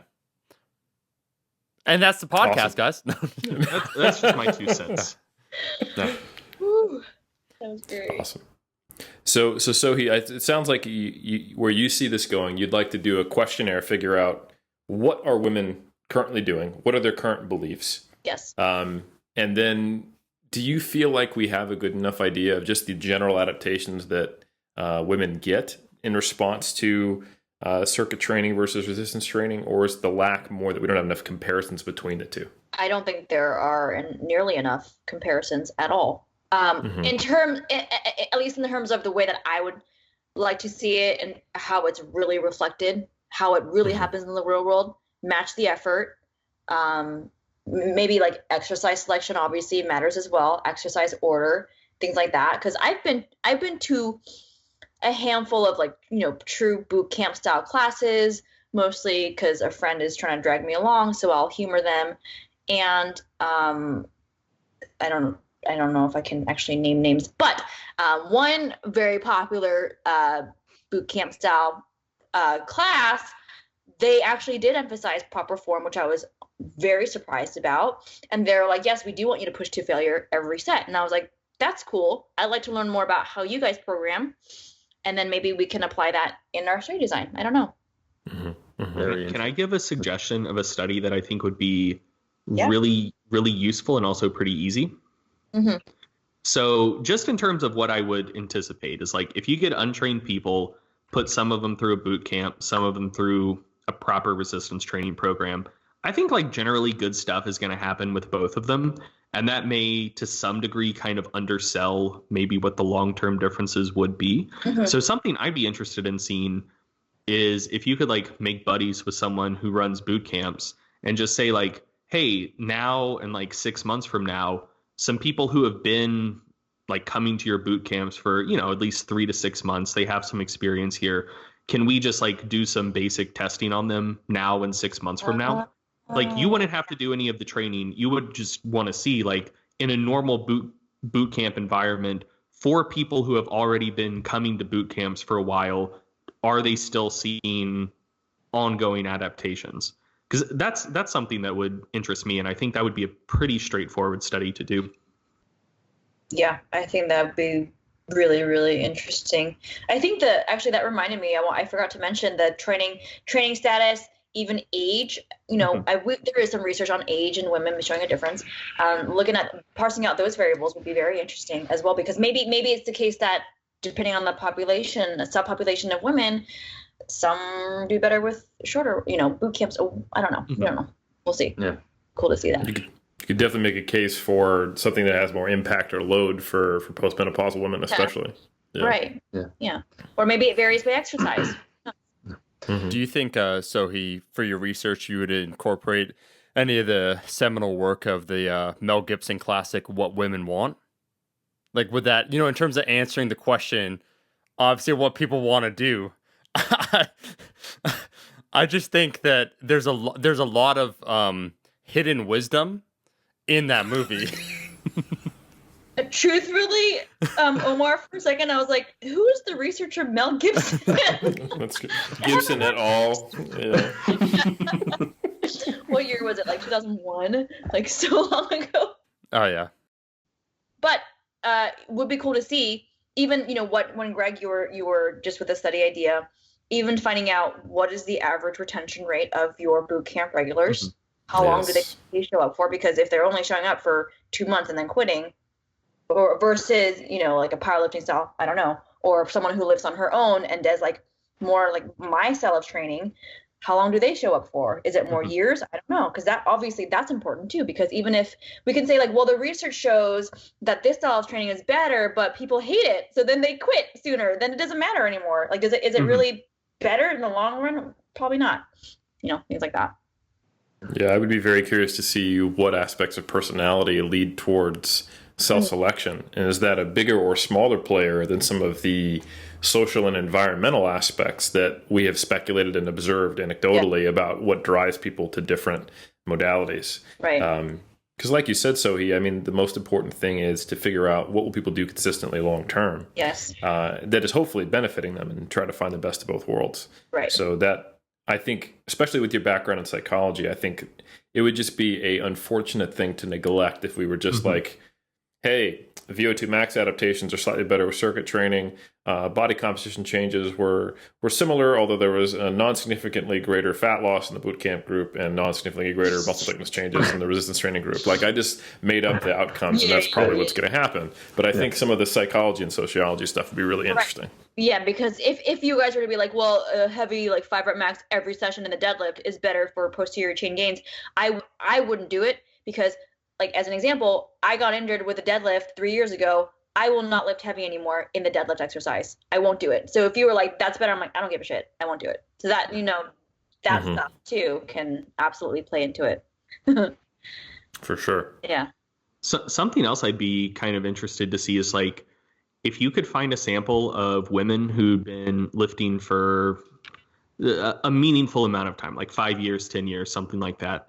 And this would kind of veer more into like sociology research, but just kind of interview them and see if there's like a path dependency there. Like, where did you start? Like, what got you into exercise in the first place, and then resistance training in general, and then where are you now, to kind of see, like, boot camps have been around for a long time. Do you see a lot of people who've been training for 10 years getting their feet wet in boot camps, and maybe now are still doing boot camps or now doing something else, but whatever. But, is that like what forms of exercise are what tend to get people going down that path in the first place? Because, if you see where it's like, 10% of women, they started doing cardio and then started dabbling with free weights, and now they do more resistance training.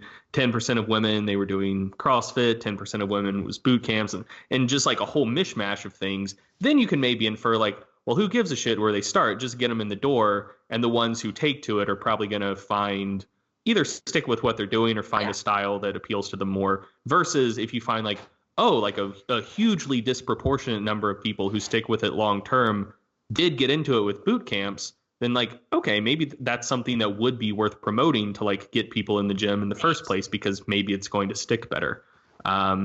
That's something that would also interest me. Take it or leave it. I'd like to look at too, what are your preconceived notions about different exercise modalities? Because if you've been told your whole life this, if you've been taught to be afraid of lifting heavy, you're probably going to, do like lighter weights or not at all. Maybe you'll stick to more to like cycling classes and so on.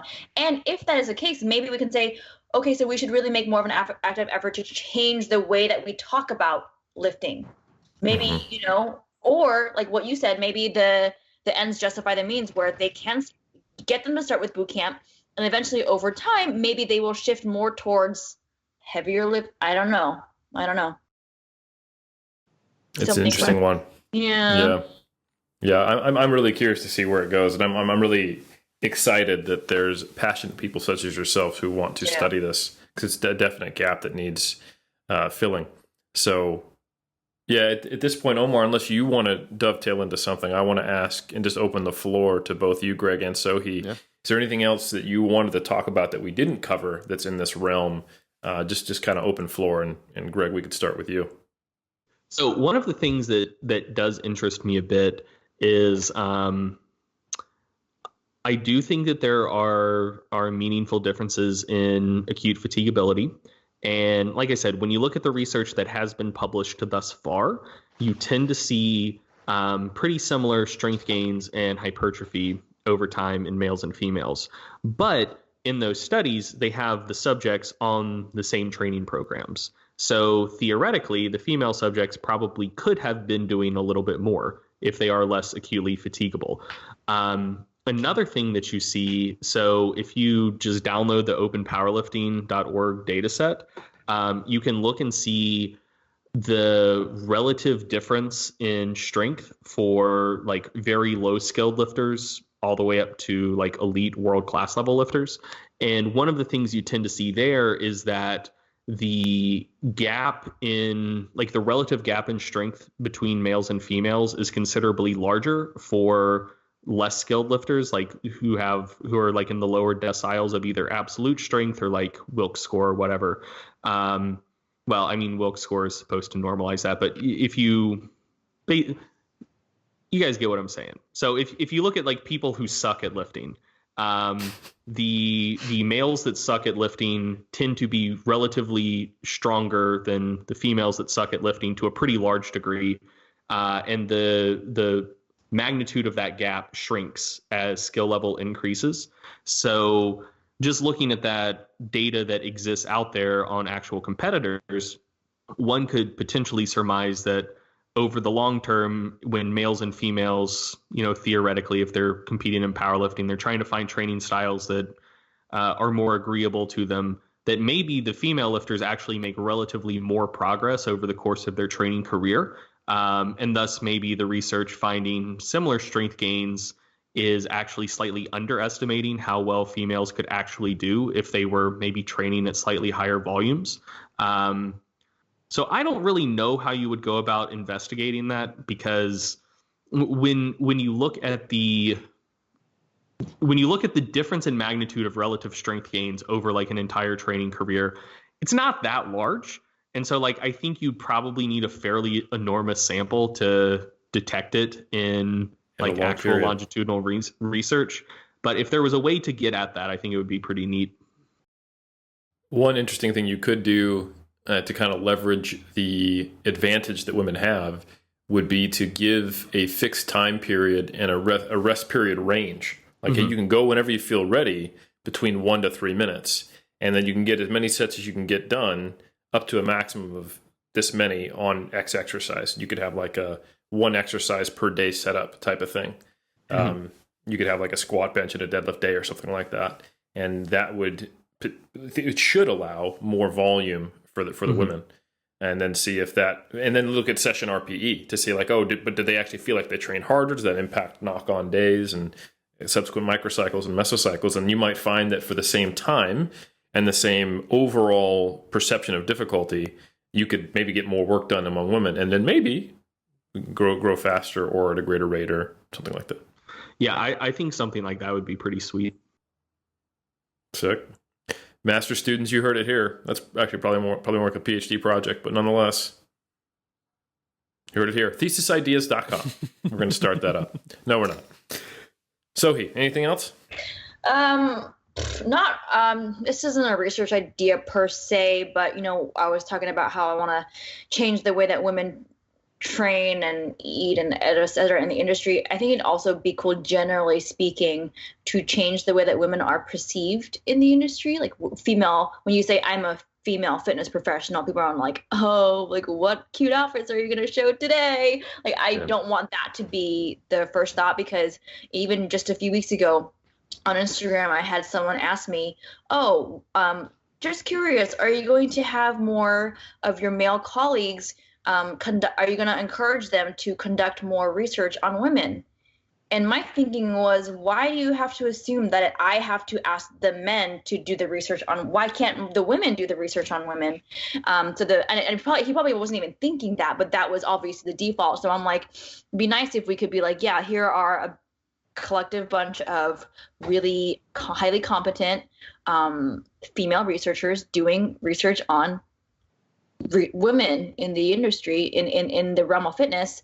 So that just would be a cool thing to see. So I'm really big on supporting other women who I believe are doing good things and contributing valuable information and helping the general public for the right reasons, et cetera, et cetera, et cetera. So want to see more of that over time. I know it'll be like more of a long-term endeavor, but trying to make a push in that direction. Well, yeah, I mean, obviously I'm not a woman, but I know that I say obviously, but you never know. But I'm not a woman for the record, but I know when I first got into becoming a fitness professional, I modeled my career after what existed. You know, like I had certain archetypes that I felt I could follow even back then. You know, you're the big power lifter, or you're the exercise science nerd, or you're the jack bodybuilder. I'm and the I Charles think Poliquin. exactly, you know. So I think just simply having more things you could identify where you could see yourself being will end up changing the landscape, and then getting more voices who can provide more varied information. So I think that's I think it's incredibly important, probably more than people realize, because it's very difficult to, you know, forge ahead and create your own thing and become an entrepreneur in the fitness space, or in any space for that matter, if you don't necessarily see something as possible, because it doesn't yet exist, or exist commonly enough. Yeah. Be a pioneer, pave the way. Absolutely. Well, yeah, I was going to say what's interesting about that, Sohee, is that the dominant narrative that currently exists on social media, people tend to think, well, I'm not doing anything harmful. You know, I'm just trying to like share my story or do this, do that. I'm like, that's trying to remove yourself of any culpability is very interesting, one. But two, it makes it harder for the individuals that actually want to try and contribute, you know, some actual value to the industry, where you have to overcome these additional hurdles that weren't there previously, just because everyone's kind of taken their easy money route, you know. So I think it's a much harder, much harder, you know, road to pursue, but I think one that ultimately will be much more fulfilling. Oh, I think it's way more gratifying at the end of the day, especially if you're doing this for the right reasons, which I think is an important thing to point out, how many people are in this for the right reasons. Anyway, we won't go into it, but Yeah. So you heard it here, folks. You can do more than sell fit tea, and lifting weights is good. I'm sure we've surprised all of our audience with that. We have huge crossover. Well, I just want to... Sorry. We do. We have a bit of the fit tea crossover audience, I will say. Hopefully we're getting many more into our little cult. Sure. But I just want to take a second to say thank you both to Greg and Sohee. And just, I'm sure people after listening to this will want to hear more of your guys' stuff. Sohee, where can people find you? Yes. Okay. So my everything is very easy to find. Everything is Sohee Fit.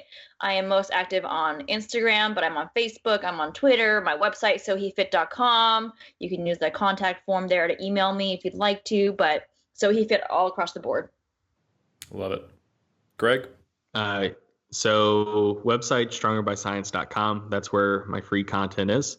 If you want to check out the research review I put out every month, along with Eric Helms, Derek Trexler, and Mike Zordos. It's called Mass Monthly Applications in Strength Sport. You can find that at strongerbyscience.com/mass. I am also a temporary guest host on a podcast called the Stronger by Science Podcast. That's sbspod.com. And if you want to check me out on social media, I mean, honestly, I'd recommend you not. My social media is really boring. I sometimes post like really good like food pics and recipes. So if you're into that, follow me on Instagram, and it is just at Greg Nuckols. The actual fitness stuff is on the business account, which my wife manages, and that is at Official Stronger by Science. Love it. Awesome. Well, thank you both for your time. And Omar, I'm going to hand it along to you, because for those who are listening to this after our most recent episode, we saw what happens when you give me the outros. So, no, champ. I just want to say on an unrelated note, we want to thank our sponsor, which is in fact ourselves. I want to thank our upcoming Masculinity in Crisis tour coming in 2021. At this time, we should announce it. Just out of curiosity, Greg, what city do you live in? Raleigh, North Carolina. Okay, so we won't be there. Sohee, where do you live? Marina Del Rey, California. Okay. Yeah. So we only, as Eric knows, Eric, I'll let you take this for a second. We only, yeah, go ahead. It's the Alpha Tour. So we're hitting up all cities that start with the letter A. So it does kind of limit the places we can go.